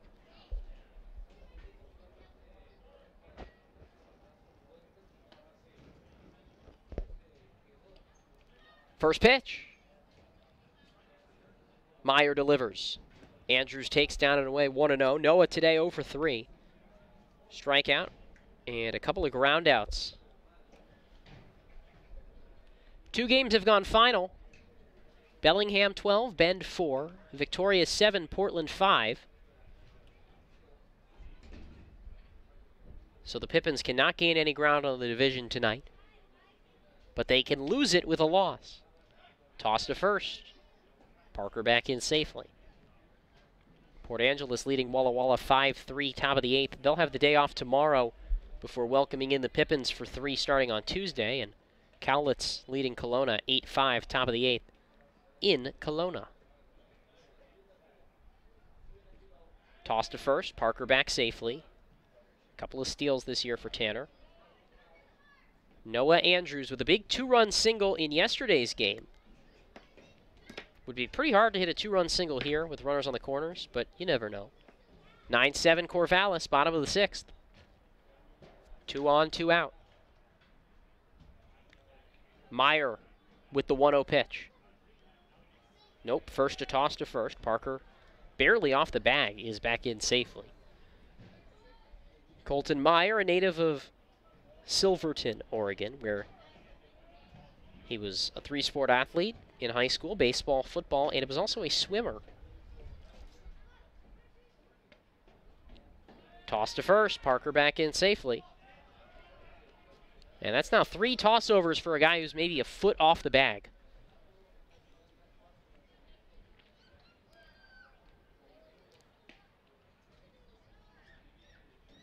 One-0. The pitch. Fastball dots the outside corner, 1-1. Andrew's a stocky guy. He was a really good football player in high school.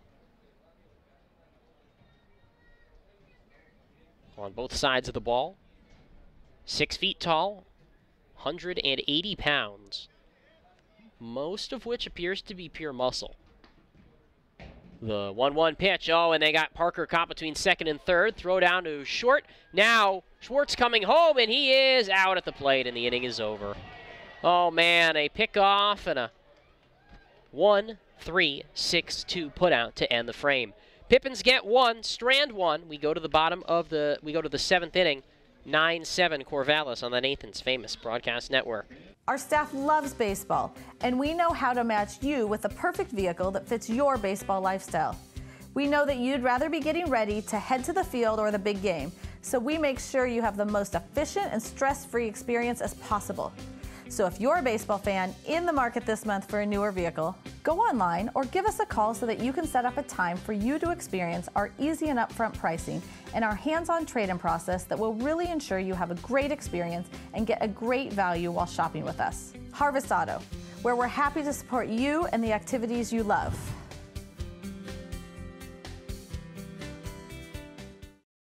Sure, Drunk You is a pretty cool guy, but he's not exactly what you would call reliable.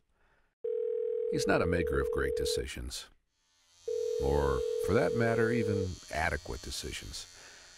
The point is, you shouldn't trust the version of you that created the macaroni taco to create a plan to get you home safe. Make a plan before you party.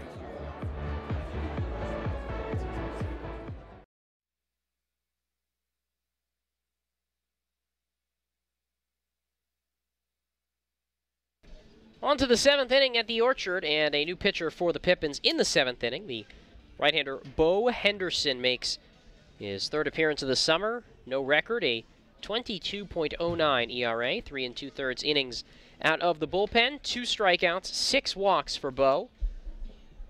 And opponents hitting .375 off the lefty, who last pitched on Thursday against Victoria. 2 innings of work, 2+.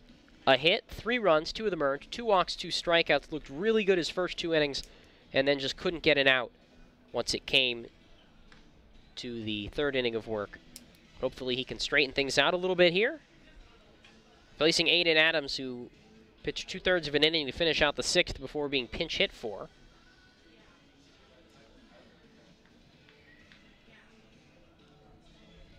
So Henderson on.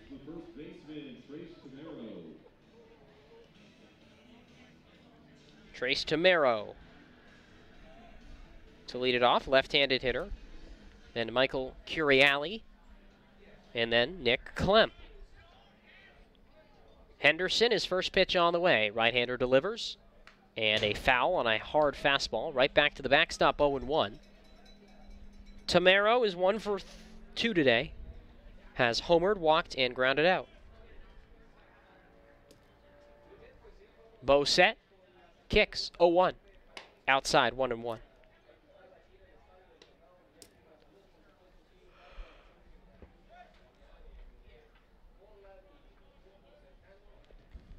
The 1-1.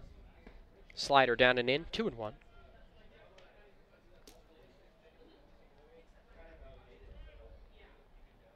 Nine to 7, Corvallis, top 7. The 2-1 pitch. Fastball tails outside, 3-1.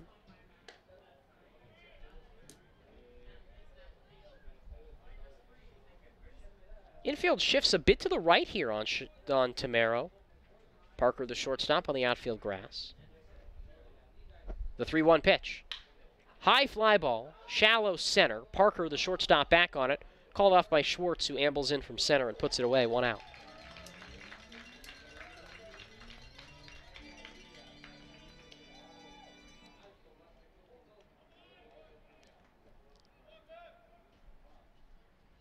And here's Michael Curiali, who is 0 for 3 with 2 strikeouts today.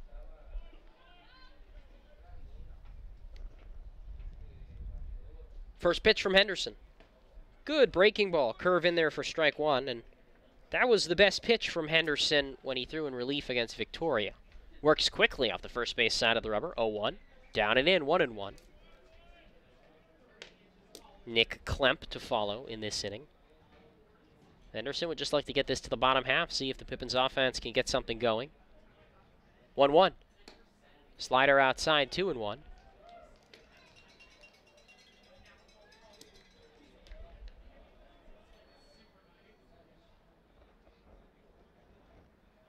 The pitch.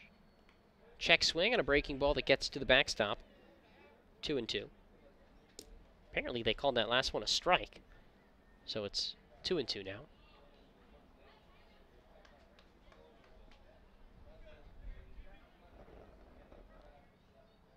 Here's the pitch. Ground ball, chop back up the middle. Parker, the shortstop, to his left. From the right side of the infield, throws to first for the out. And there's 2 away here in the top of the 7th. Now batting for the Knights, the catcher, Nick Klemp. Brings up Nick Klemp, the catcher. He is 0 for 2 with a walk. This bottom of the order has not had a great day for Corvallis. First 2 outs recorded by Henderson here in the top of the 7th. Bo, the righty. Pippins trailing 9-7, top 7. First pitch. Fastball outside, ball 1. Oh, not by much.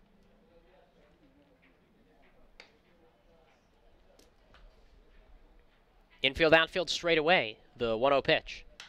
High fly ball to center. Schwartz a few steps over to his right, has room, reaches out, and makes the catch. And that's the side. Quick and easy, 1-2-3, top of the 7th. For Bo Henderson, we stretch at the Orchard. Pippins trailing 9-7 on the Nathan's Famous Broadcast Network.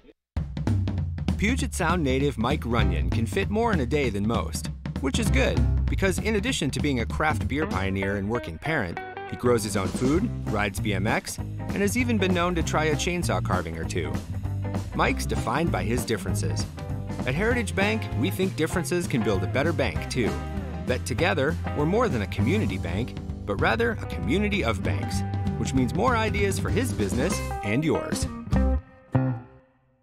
Prosser Memorial Health's Grandview Clinic is now open and accepting new patients.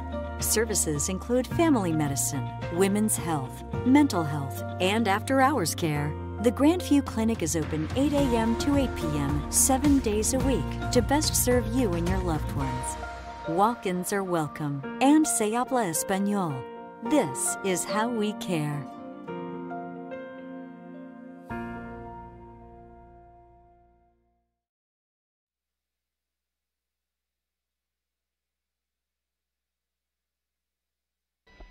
Corvallis still holding on to a 9-7 lead as we go to the bottom of the 7th here at the Orchard. And it'll be 2-3-4 for the Pippins in the bottom half of the 7th inning after a quick and easy top of the 7th by Bo Henderson out of the bullpen. Henry Gargas to follow Noah Andrews and then Tyler Rando. So it's Andrews, Gargas, and then Rando. Against left-hander Colton Meyer, who allowed an inherited runner to score, but finished out the 6th inning with no additional damage. He got a pickoff, in fact, to end the inning. So Andrews, who saw a few pitches before that pickoff, will lead off the 7th.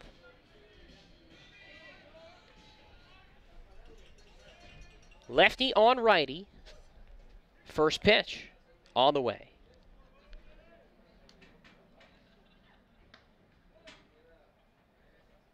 Southpaw set. First offering. Fastball on the outside corner, strike 1 called.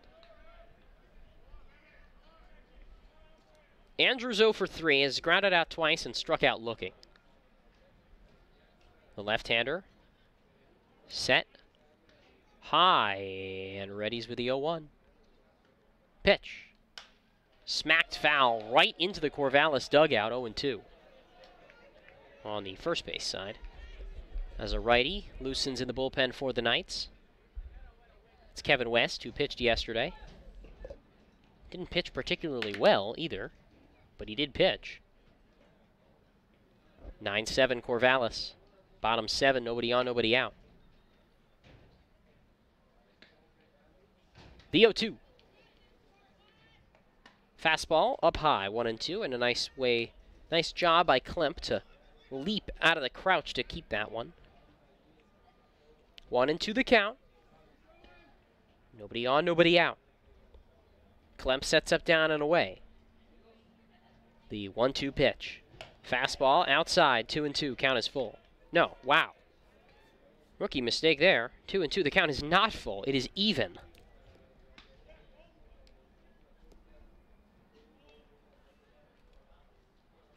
Meyer with a long stretch before he sets. Now the 2-2. That's fouled. Out of play down the right field line. Stays 2 balls, 2 strikes. Henry Gargis and then Tyler Rando to follow. Meyer with the stretch, the 2-2. Curveball high, ball 3.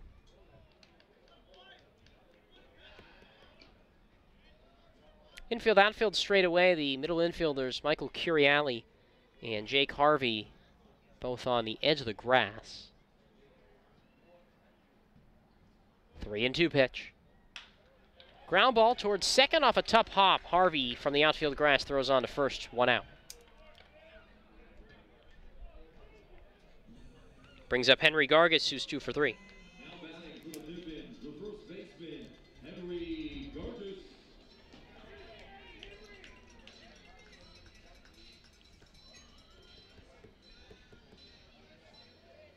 Gargis hits from the left side, has singled twice and bounced out. 9-7 Corvallis, bottom 7. Lefty on lefty. Here's the set. First pitch from Meyer. Breaking ball at the knees, strike 1. That was a beauty. Whew, how about that? Quite the bender to start this at-bat to Gargis.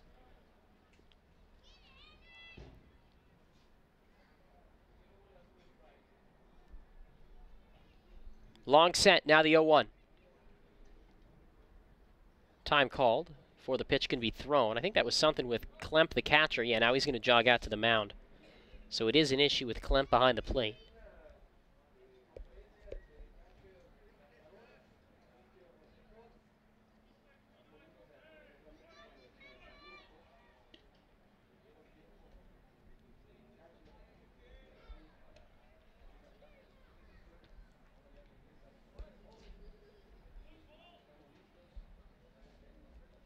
The 0-1.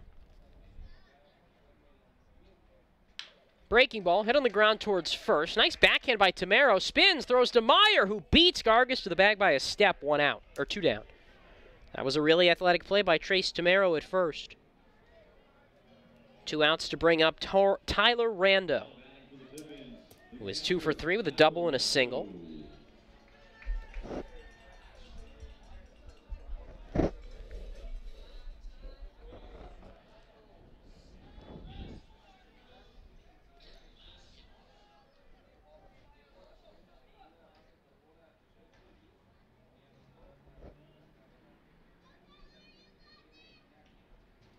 Lefty on righty. First pitch. Fastball on the outside corner, strike 1 called.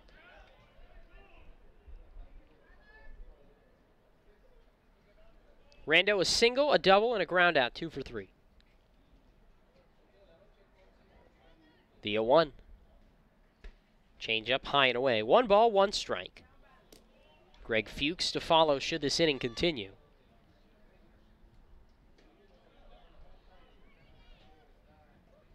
Pippins down 9-7, bottom of the 7th. The 1-1. Hit hard right off the fence in front of the Corvallis dugout. Pippins are showing no mercy this inning. That one at least hit the netting. The one before, someone's head was in the way. Good luck. Base is clear, 2 down. Rando waits on the 1-2. Waves the black bat above his right shoulder. The pitch. High and tight, 2-2. Missed with a fastball. Back in action tomorrow, 6:35, our normal start time. How about that? A 3-game series, 3 different start times, all 3 nights. In all night games, too. 2-2. In the dirt with a fastball, 3-2.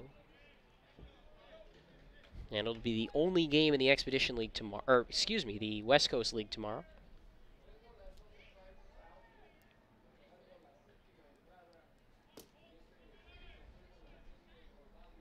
Middle infield deep. 3-2, 2 outs for Rando. Pitch for Meyer. In the dirt, ball 4 and a 2-out walk for the Pippins catcher. Will bring up Greg Fuchs, the tying run in a 2-run ball game.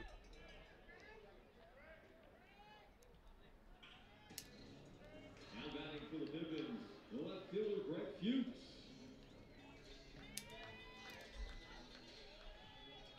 Fuchs 1 for 2, single, walk, and a strikeout looking. 9-7 Corvallis, bottom 7. The Knights trying to send the Pippins to below 500 for the first time all year. Look to first. First pitch. Fastball down and in, 1-0. To Greg Fuchs, the Oregon State Beaver.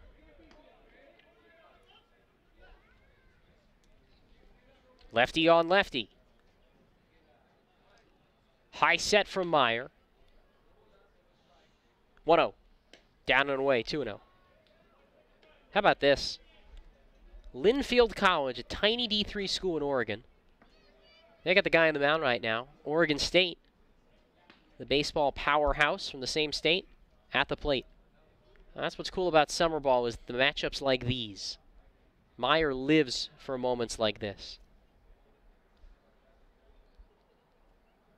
The 2-0. Outside, 3-0.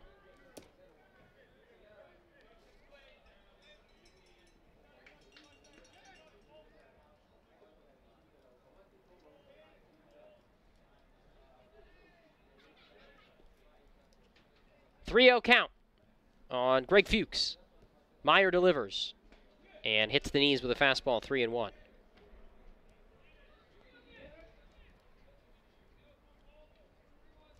Kevin West warming in the bullpen for Corvallis, but based on what we saw last night, if you want him to come in and throw strikes, he's not the right guy. He's good stuff, but he's all over the place. 3-1 to Fuchs. Ground ball softly down the first base line, and lucky that one rolled foul because he swung at ball 4. 3-2 the count, 2 outs, so Rando will be off with the pitch at a 9-7 ball game. Corvallis leading here in the last of the 7th.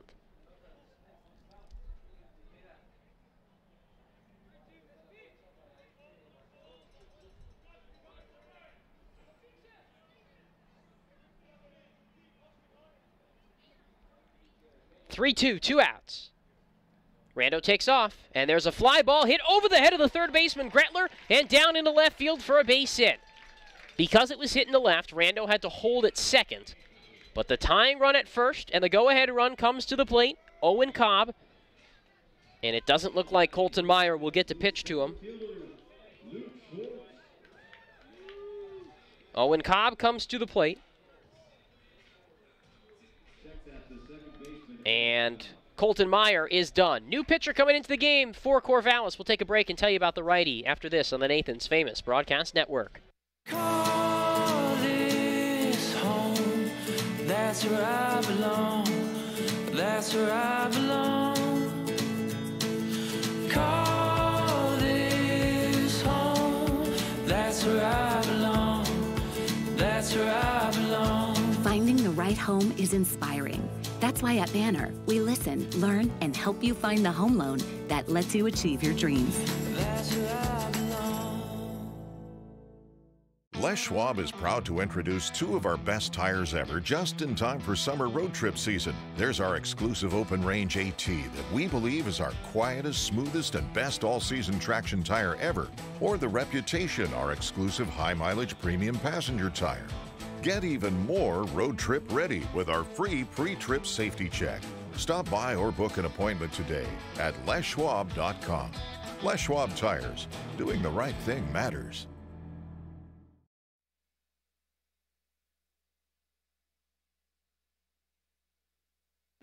Kevin West enters for Corvallis in the last of the 7th. Right-hander pitched last night. A hit, a walk, a strikeout, a third of an inning. Third appearance of the season. He is not allowed a run. Inning and 2/3 for the Riverside, California native. 4 strikeouts, 3 walks, and opponents hitting .286 off of the righty, who has some command issues. He's spiking a lot of his breaking pitches right now, or his warm-up pitches, I should say. And he'll face Owen Cobb in a big spot. 2 on, 2 out. The tying run at first in a 9-7 ball game in the last of the 7th inning. The righty will get 1 or 2 more warm-up pitches in. 2 more, signals home plate umpire Dustin Catron.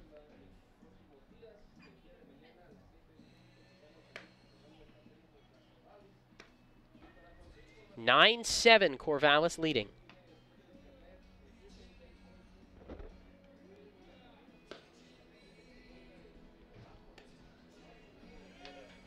(11 hits on both sides. Pippins with just 1 error. The Knights with a pair.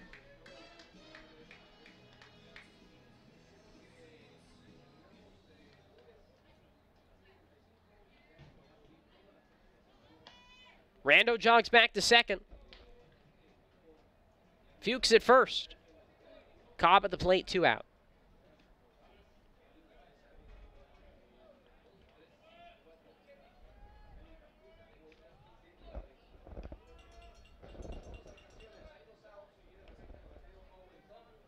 Kevin West set. Look to second. First pitch. Fastball at the knees, strike 1 called, 0-1.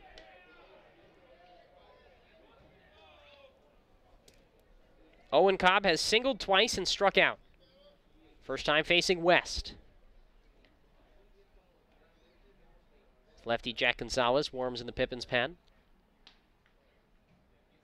The 0-1 pitch. Rando takes off for third. A swing and a foul back to the backstop. Rando had third by a mile. If Cobb holds up on that pitch, 0-2.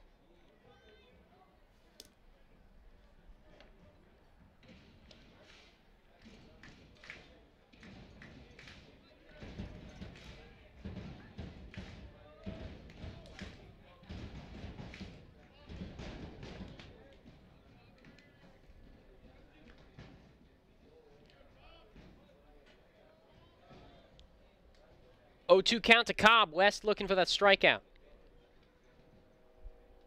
Pitch home. Fastball down and away, ball 1. 1-2. 2 on, 2 out. Corvallis leading 9-7, bottom of the 7th.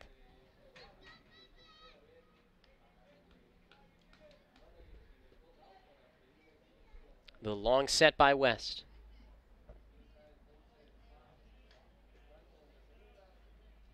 Readies? 1-2. Soft fly ball towards second for Harvey, who comes on, makes the catch, and the inning is over. Pippins get the tying run on base, but strand 2. We go to the 8th in a 2-run game. 9-7 Pippins on the Corvallis on the Nathan's famous broadcast network. At Cascade Natural Gas, we help smart businesses cover their bases. Old, new, and in between. No matter the age of your building, they all benefit from energy-efficient choices. Cascade Natural Gas offers a long list of incentives for energy-efficient upgrades. Upgrades that save your business money every day. Become one of the many Cascade business owners benefiting from the quality, comfort, and savings of energy-efficient upgrades. Join Team Energy Efficiency and take advantage of rebates from Cascade Natural Gas. What does traveling really cost you? After all the hassles and spendings along the way, how much do you really save? When you fly YKM, you can save on gas, money, sleep, parking fees, stress, and most of all, the one thing you can't get back, your time. Those savings really add up. What's that worth to you? Fly faster. Fly YKM. Visit flywkm.com, where you can connect to over 85 cities. Book your flight today.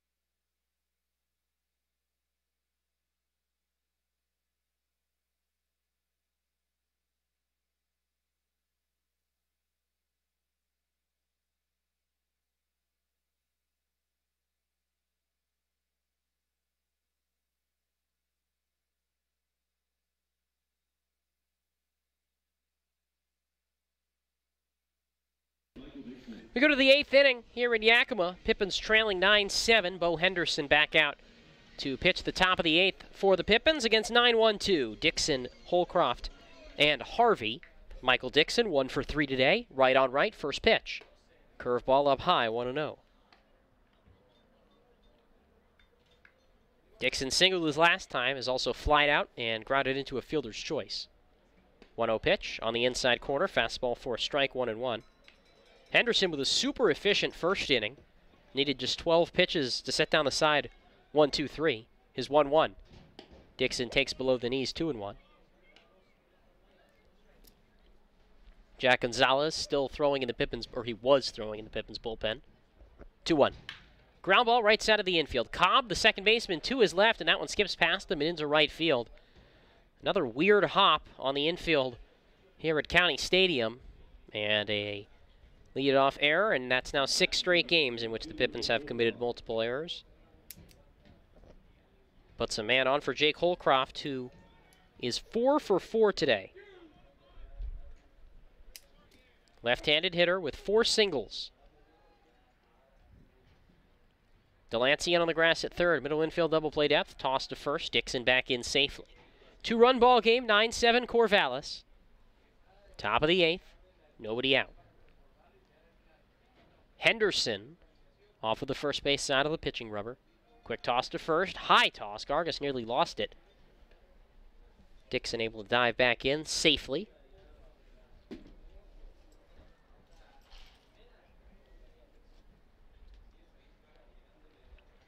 Here's the pitch. Nearly showed a bunt. Pulled back and took a strike on the outside edge. I mean, I understand trying to add runs, but you're going to bunt with a guy who's got 4 hits?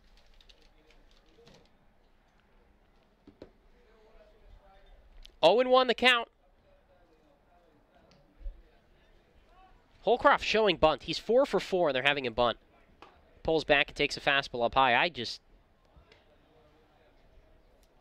Doesn't seem to make a whole lot of sense.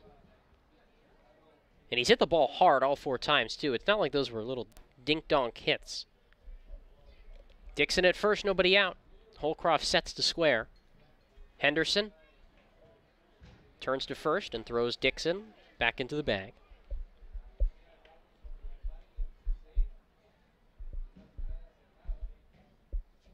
(9-7) Corvallis leads, top 8. Toss to first, and the throw gets away from Gargas. He was playing with fire, missing with a lot of pickoff throws. And now Dixon gets to second on the second error of this inning. That one going in as an E1.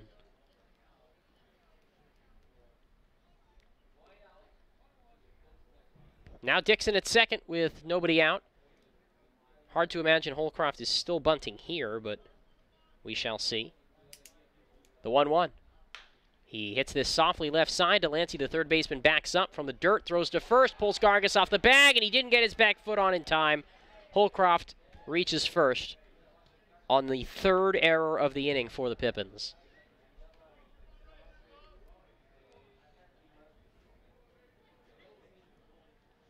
There have been 3 errors in this inning.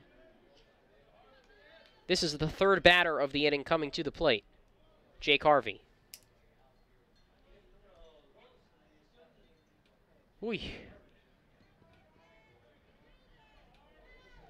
2 on, nobody out for Jake Harvey. Tough luck for Henderson so far. Corner's in. Harvey could bunt here. Probably will. He squares. Takes a fastball high, 1-0. So the Pippins were getting close to their first game without multiple errors in 6 games. And instead, they commit 3 in the span of 2 batters, and now Rob Hippie out to the mound to talk with Bo Henderson, the righty. Pippins trailing 9-7 in the 8th. Final from Kelowna. Cowlitz takes the final game of that 3-game series and snaps a 3-game losing skid with an 8-6 win over the Falcons. Port Angeles taking it to Walla Walla right now in the bottom of the 8th from Borleski Stadium. 10-4 the score of that contest.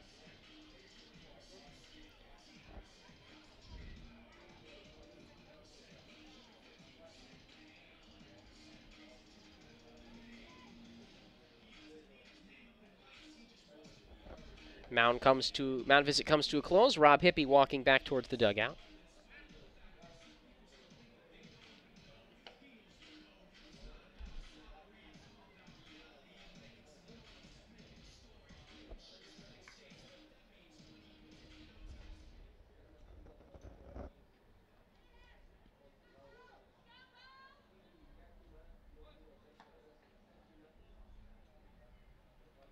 Here's the pitch.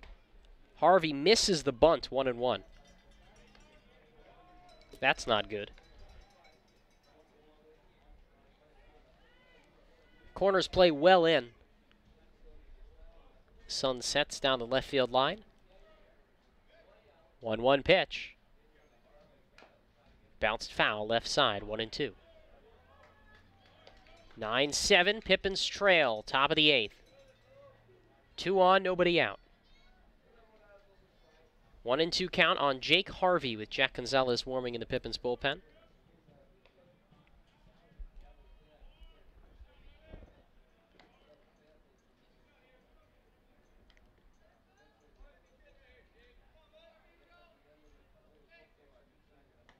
The 1-2.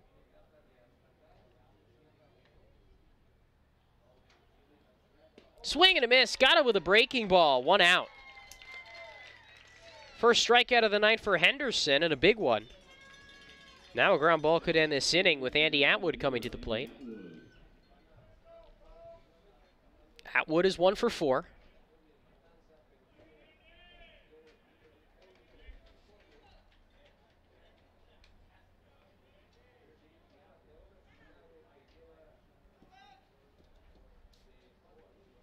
Set. Henderson the pitch. Breaking ball down and in with a curve, 1-0. And time called, so Dustin Catron, the home plate umpire, can wipe off the plate. Runners on first and second, 1 down. Corvallis ahead, 9-7, top 8. Jack Gonzalez, the left-hander, still loosening in the Pippins pen. The 1-0 pitch.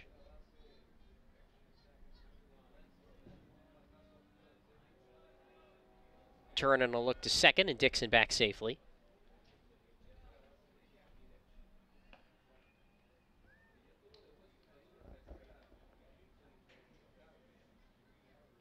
Set and the 1-0. The pitch. Fastball right down the middle, 1-1. Briley Knight waiting on deck.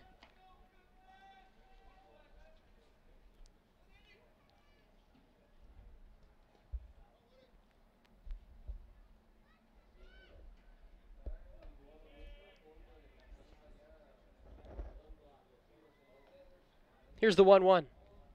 Swing and a miss, strike 2. 1-2 the count.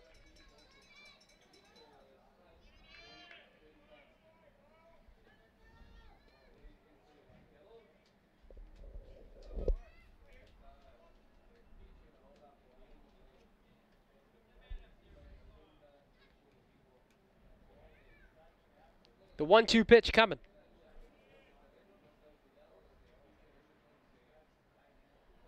Breaking ball, swing and a miss. Strike three. The second out, back-to-back strikeouts on good breaking balls from Henderson. And now he's got a chance to get out of this with Briley Knight. Now batting for the Knights, the center fielder, Briley Knight.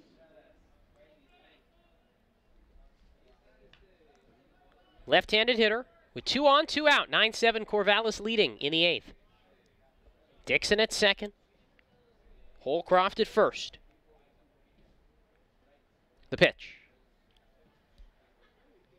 Henderson fires and misses outside with a curve 1-0. Been an encouraging outing for Henderson. The strike throwing is still a work in progress, but no walks so far. Only damage so far has been through errors, so if either of these runners score, it'll be unearned. The 1-0 pitch. Fastball skips down and in, gets through Rando's legs, but neither runner advances, and it's 2-0.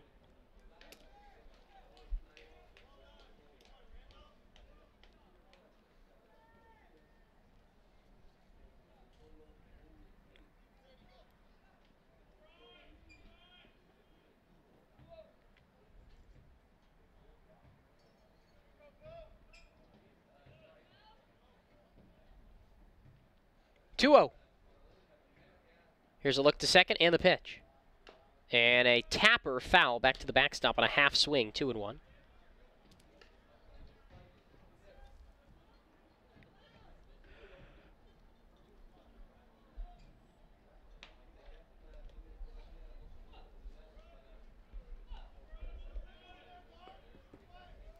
The 2-1 to Briley Knight. Pitch home. Fastball at the knees, 2-2. Oh, it's a big spot. We'll see if Henderson goes with that breaking ball here. The thing is that he was using that breaking ball more in the past. The last two were right-handed hitters. We'll see if he uses it here against a lefty. 2 on, 2 out. 9-7 Corvallis leading, top 8. Look to second.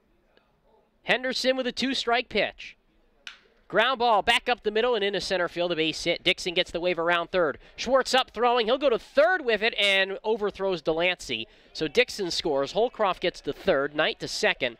And it's back to a 3-run lead for Corvallis. And the 4th error of the inning for the Pippins. 9, now 10-7 Knights. So an E8, and that's 4 errors on the inning. That is the most in an inning this season for the Pippins, no doubt about it. Knight with a hard hit, 2-out single, drives in Dixon.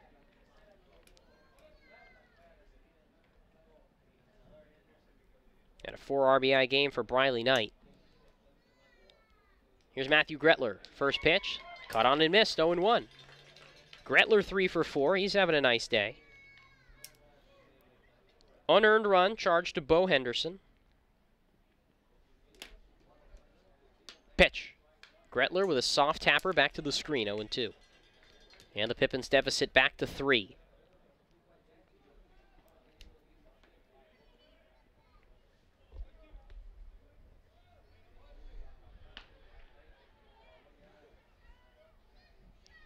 Oh and 2. Another right-handed hitter. Let's see if he goes with a breaker here. The pitch.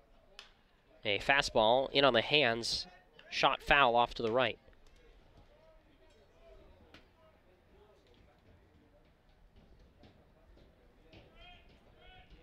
Oh and 2 the count. Pippins down 10-7 in the 8th. The pitch. In the dirt, 1-2. Well, last night we had the longest game of the season at 3 hours, 12 minutes. If this game goes 2 minutes longer, which it's going to, it will become the longest game of the season. Been a lot of long games recently. This is the 3rd straight 3-hour game. Pitch. Down and away, 2-2. The 5th straight game that's gone at least 2 hours and 50 minutes as well.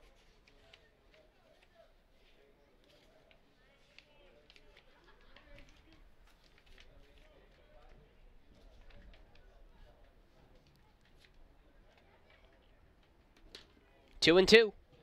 2 in scoring position. Pippins trail 10-7. Henderson deals. And that one's fouled back to the backstop. 2-2. Corvallis leading at 10-7. 4 errors in this inning for the Pippins. And amazingly, 4 different positions have committed those errors. Pitcher, second base, third base, and center field. 2-2. The pitch.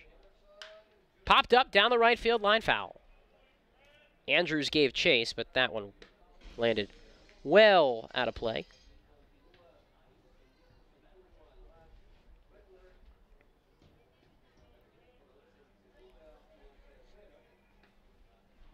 Two and two. 2 in scoring position, 2 down. Pippins need to get this to the bottom of the 8th.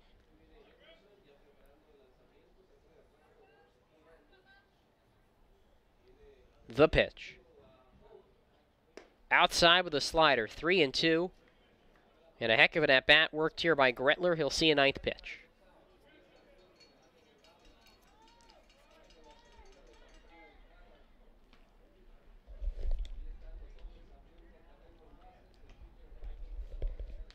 Payoff offering. Called strike 3 at the knees with a breaking ball, and Bo Henderson gives up an unearned run, but escapes a bigger jam. 1 run on 1 hit, a miraculous 4 errors, and 2 left in scoring position. We go to the home half of the 8th inning. Pippins trailing 10-7 on the Nathan's famous broadcast network. Puget Sound native Mike Runyon can fit more in a day than most, which is good, because in addition to being a craft beer pioneer and working parent, he grows his own food, rides BMX, and has even been known to try a chainsaw carving or 2. Mike's defined by his differences. At Heritage Bank, we think differences can build a better bank, too. That together, we're more than a community bank, but rather a community of banks, which means more ideas for his business and yours. Sure, Drunk You is a pretty cool guy, but he's not exactly what you would call reliable. He's not a maker of great decisions, or, for that matter, even adequate decisions. The point is, you shouldn't trust the version of you that created the macaroni taco to create a plan to get you home safe. Make a plan before you party.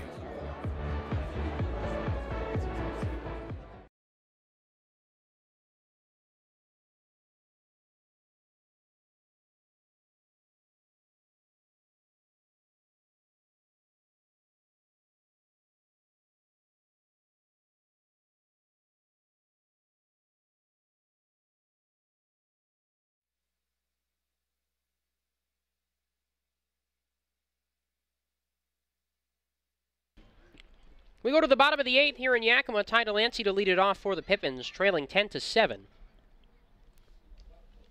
And then it will be the pitcher spot where James Bell waits. And then Luke Schwartz. 7-8-9. Here's the first pitch to Delancey. Taken outside with a fastball, ball 1.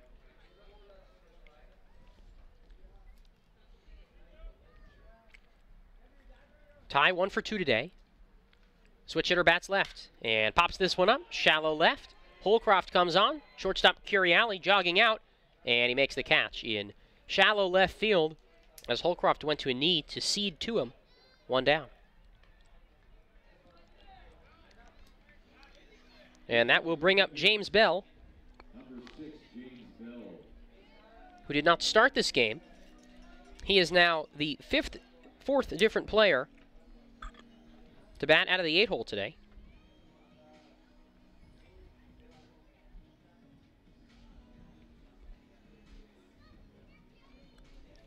Started with Corey Siracusa. He never got an at-bat.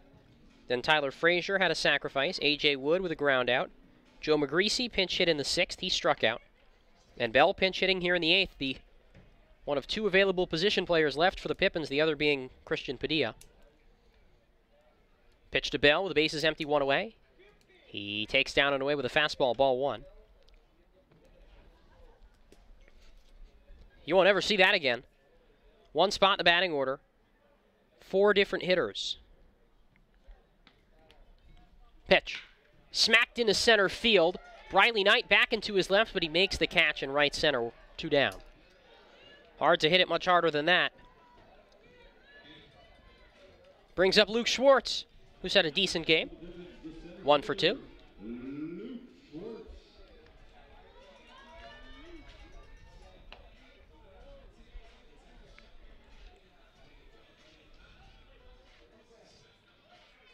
Kevin West, the right-hander, came in the 7th.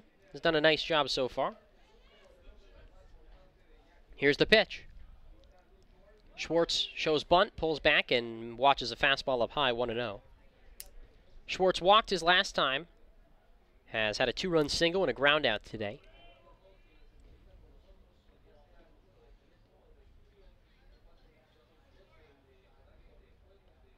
One-0. Hit back foul, 1-1.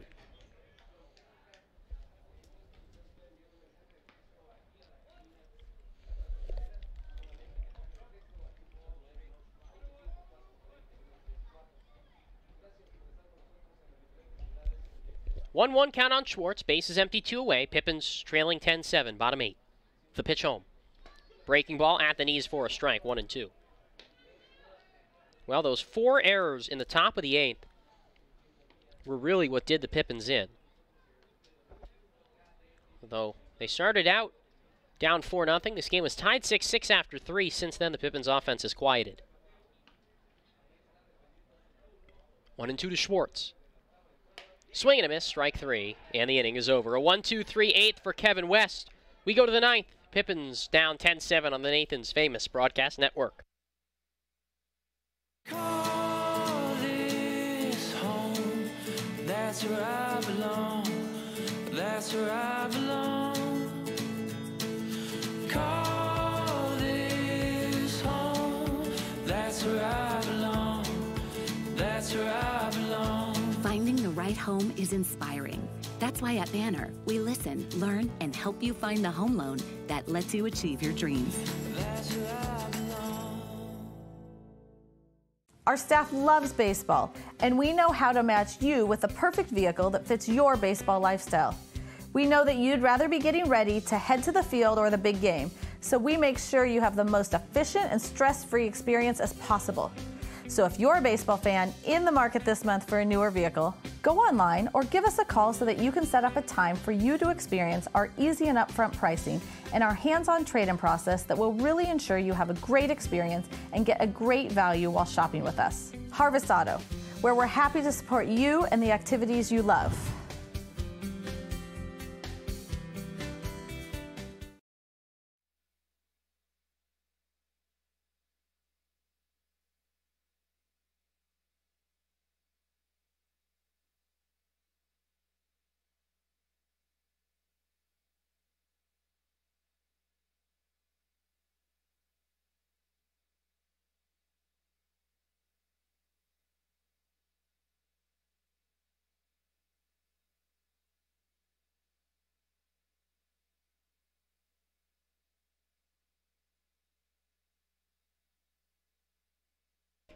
Ty Pullman enters on the mound for the Pippins. We go to the 9th.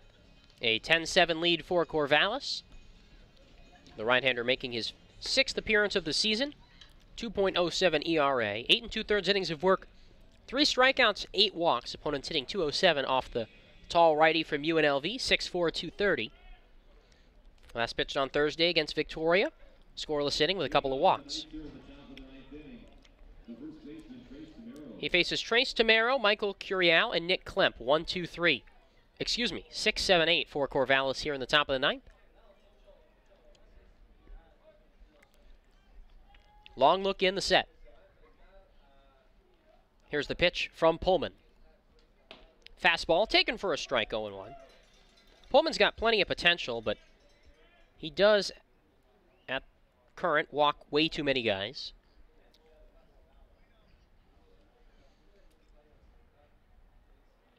Pitch. Bouncing ground ball towards first. And it's 0-2. That was foul, I should clarify.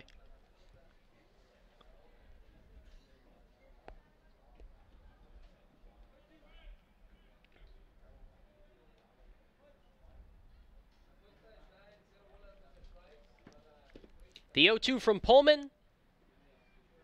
Soft grounder back towards the mound. Ty waits on it, fields. Throws on to first, and it nearly pulled Gargas off the bag, but that's the first down. We'll bring up Michael Curial, who is 0 for 4. Pullman now making his 6th appearance, the most used reliever for the Pippins. Now batting for the Knights, the shortstop, Michael Curial. 10-7 Corvallis. They look for the series win with a win here today, and looks like Kevin West, the right-hander, will get a chance to close it out in the bottom of the 9th with nobody warming in the bullpen. First pitch to Curial. Fastball for a strike on the inside corner, 0-1, and this is encouraging. 4 pitches from Ty Pullman, 4 strikes. The right-hander readies at the belt. The 0-1 pitch. And there's a foul tip back into the glove, 0-2. 5 pitches, 5 strikes for Ty Pullman. That is not a common occurrence with Ty Pullman. It's really not. So this is really encouraging. Looking for that strikeout. First one.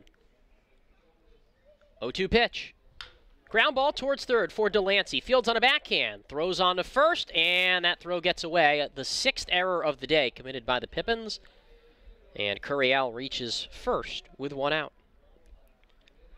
They score that a hit.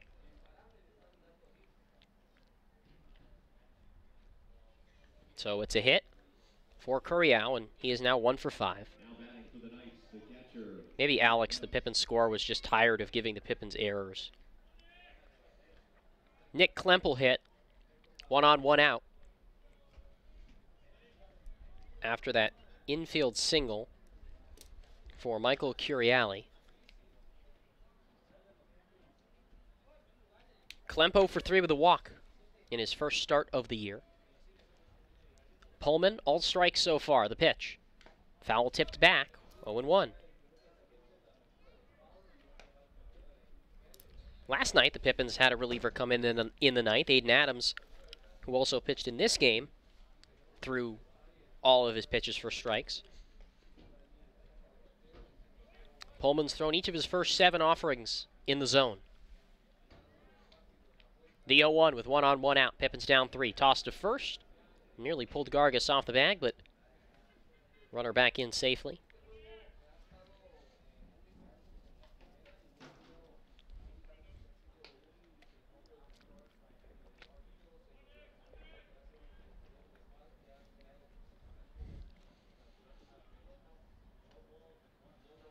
A 1.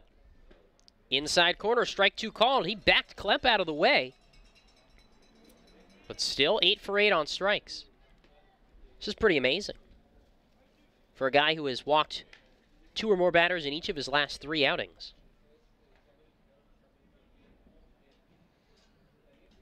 The 0-2. Runner takes off. Pitch down in the dirt. Throw from Rando on a hop. Tag applied. Got him in time. 2 down.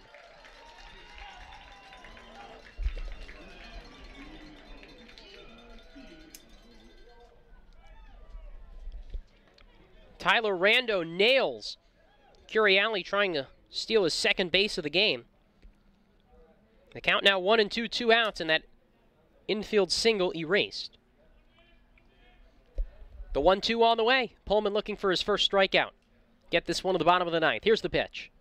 Breaking ball in the dirt. Couldn't get the chase. 2-2. When we go to the bottom of the 9th, the Pippins will send the top of the order. Parker, Andrews, and Gargas. Not a better spot of the order to have come up.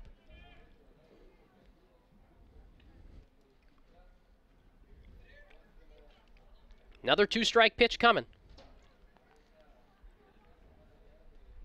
The pitch.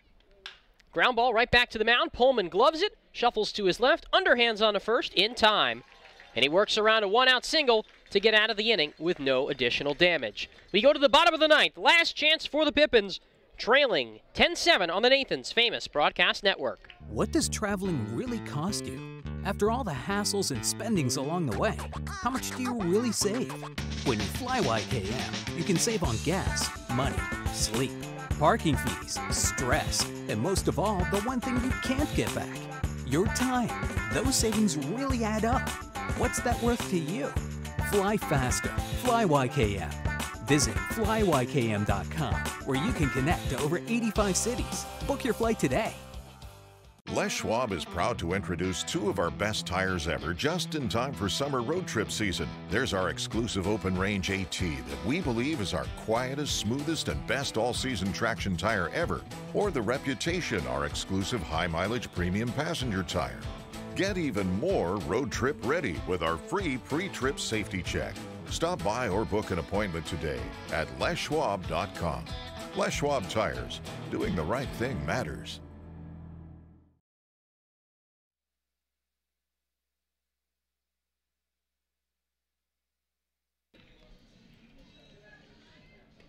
We go to the bottom of the ninth. The Pippins trailing 10-7. And they'll bring the top of their order to the plate in the ninth. Tanner Parker, Noah Andrews, and Henry Gargas. Trying to take this game back after going down 10-7. And trying not to fall to Corvallis to even the series. Corvallis will take the series with a win.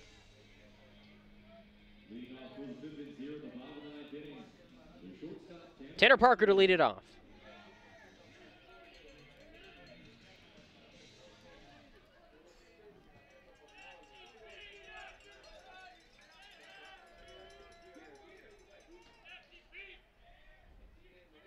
First pitch. There's a smack out to right field. Dixon comes on. It drops in front of him, a base hit. And Tanner Parker gets things going in the ninth with a base knock.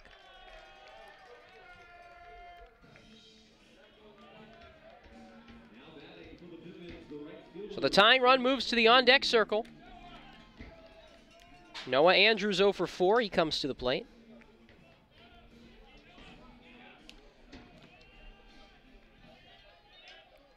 (10-7) Pippins trail in the ninth.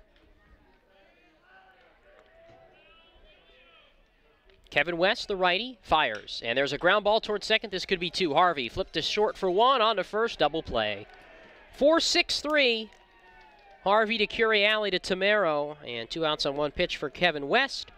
The Pippins are down to their final out on a long night here at the Orchard. Henry Gargas, the last chance, he's 2 for 5. 2 for 4, I should say.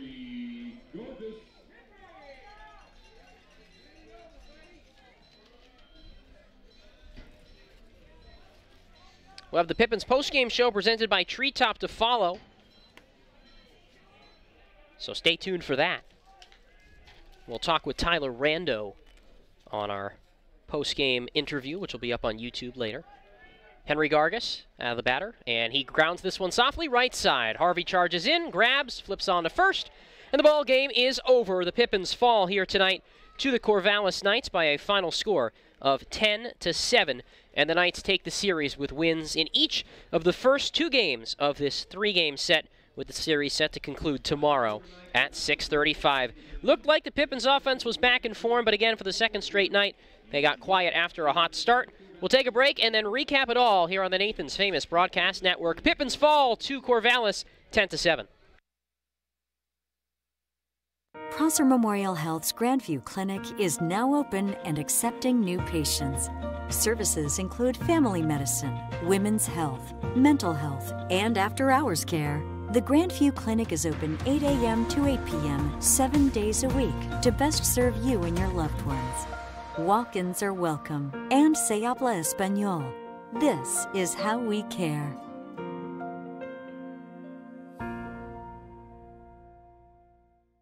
At Cascade Natural Gas, we help smart businesses cover their bases.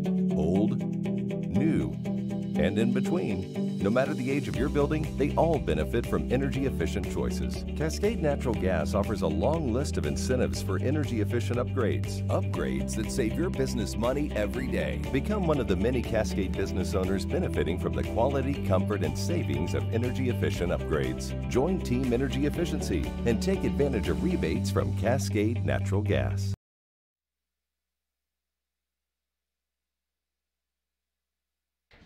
Back here at the Orchard, Pippins fall to the Corvallis Knights in the second game of a 3-game series by a final score of 10-7, and they fall under 500 for the first time this year, dropping on the season to 8-9. It was a game that started off, relatively well for the Pippins, all things considered. They fell behind 4-0, but then quickly battled back to get it to 6-6 at the end of 3 innings. And then from there, the offense just completely quieted down. Kind of similar to yesterday when the Pippins got a 4-run second and then basically nothing from there. It was a pretty similar layout to today's game when the Pippins got 3 in the second, 3 in the third, and then managed 3 hits the remaining 6 innings of the contest. It just wasn't a great day offensively, all things considered, and the pitching staff battled, but Tyler Frazier did not give a great start, and it was tough for the team to bounce back from that. Let's take a look at the pitching stats on the pitching side for the Pippins. Tyler Frazier got the start, took a no decision, 2 1/3 innings, 6 hits, 6 runs, 5 of them earned, 3 walks, and a pair of strikeouts. A.J. Wood takes the loss, his first 3 innings, 1 walk, 2 strikeouts, 4 hits, 3 earned runs. Aiden Adams, 2/3 of an inning scoreless. Bo Henderson, very encouraging outing, 2 innings, 1 hit, 1 unearned run, no walks, 3 strikeouts. And another encouraging outing for Ty Pullman, 1 inning of work, 1 hit, no walks, no strikeouts. As for Corvallis, Tevita Gerber earned his second win, 5 2/3 innings, 9 hits, 7 runs, 5 of them earned, 3 walks, and 6 strikeouts. Colton Meyer, a scoreless inning, 2 hits and a walk. And Kevin West picked up the save, 2 1/3 innings of scoreless relief with 1 hit and 1 strikeout. Offensively for the Pippins, Tanner Parker was 2 for 5, Noah Andrews 0 for 5, Henry Gargas 2 for 5, Tyler Rando 2 for 3, Greg Fuchs 2 for 3, Owen Cobb 2 for 4, Ty Delancey 1 for 3, Corey Siracusa was subbed out, Tyler Frazier had a sacrifice in his only at-bat, A.J. Wood 0 for 1, Joe Magrice 0 for 1, James Bell 0 for 1, Luke Schwartz was 1 for 3. As for Corvallis, Jake Holcroft had a great game. He was 4 for 5. Jake Harvey was 0 for 3. Andy Atwood 1 for 5. Briley Knight 2 for 3. Matthew Gretler 3 for 5. Trace Tamaro 1 for 4. Michael Curiali 1 for 5. Nick Klemp 0 for 4. And Michael Dixon 1 for 4. Winning pitcher, Tevita Gerber. Losing pitcher, A.J. Wood. Save goes to Kevin West, his first. The game was played in front of 677 fans and was the longest of the season, lasting 3 hours and 29 minutes. Every other game in the West Coast League has gone final. Port Angeles snaps their 7-game losing skid with a win over Walla Walla tonight, 10-5. Cowlitz beats Kelowna to take 1 game of that series, 8-6. Victoria over Portland, 7-5. Bellingham beats Bend, 12-4. So, with the updated standings at the end of the night, the Pippins now 3.5 games back of Bellingham in the North Division, tied for third with the 7-8 Wenatchee Apple Sox, and Bellingham holding a 1-game lead over the Victoria Harbor Cats. Pippins and Knights back at it tomorrow. Mark Wanarobich will start for the Pippins with first pitch at 6:35 against a to-be-announced starter for Corvallis. We'll be on the air at 6:20. Sure hope you can join us then. For McKenna and Austin running the controls, I'm Miles Klotz signing off. After the Pippins fall here tonight at the Orchard to Corvallis by a final score of 10-7. Everybody, please have a good rest of your Sunday night.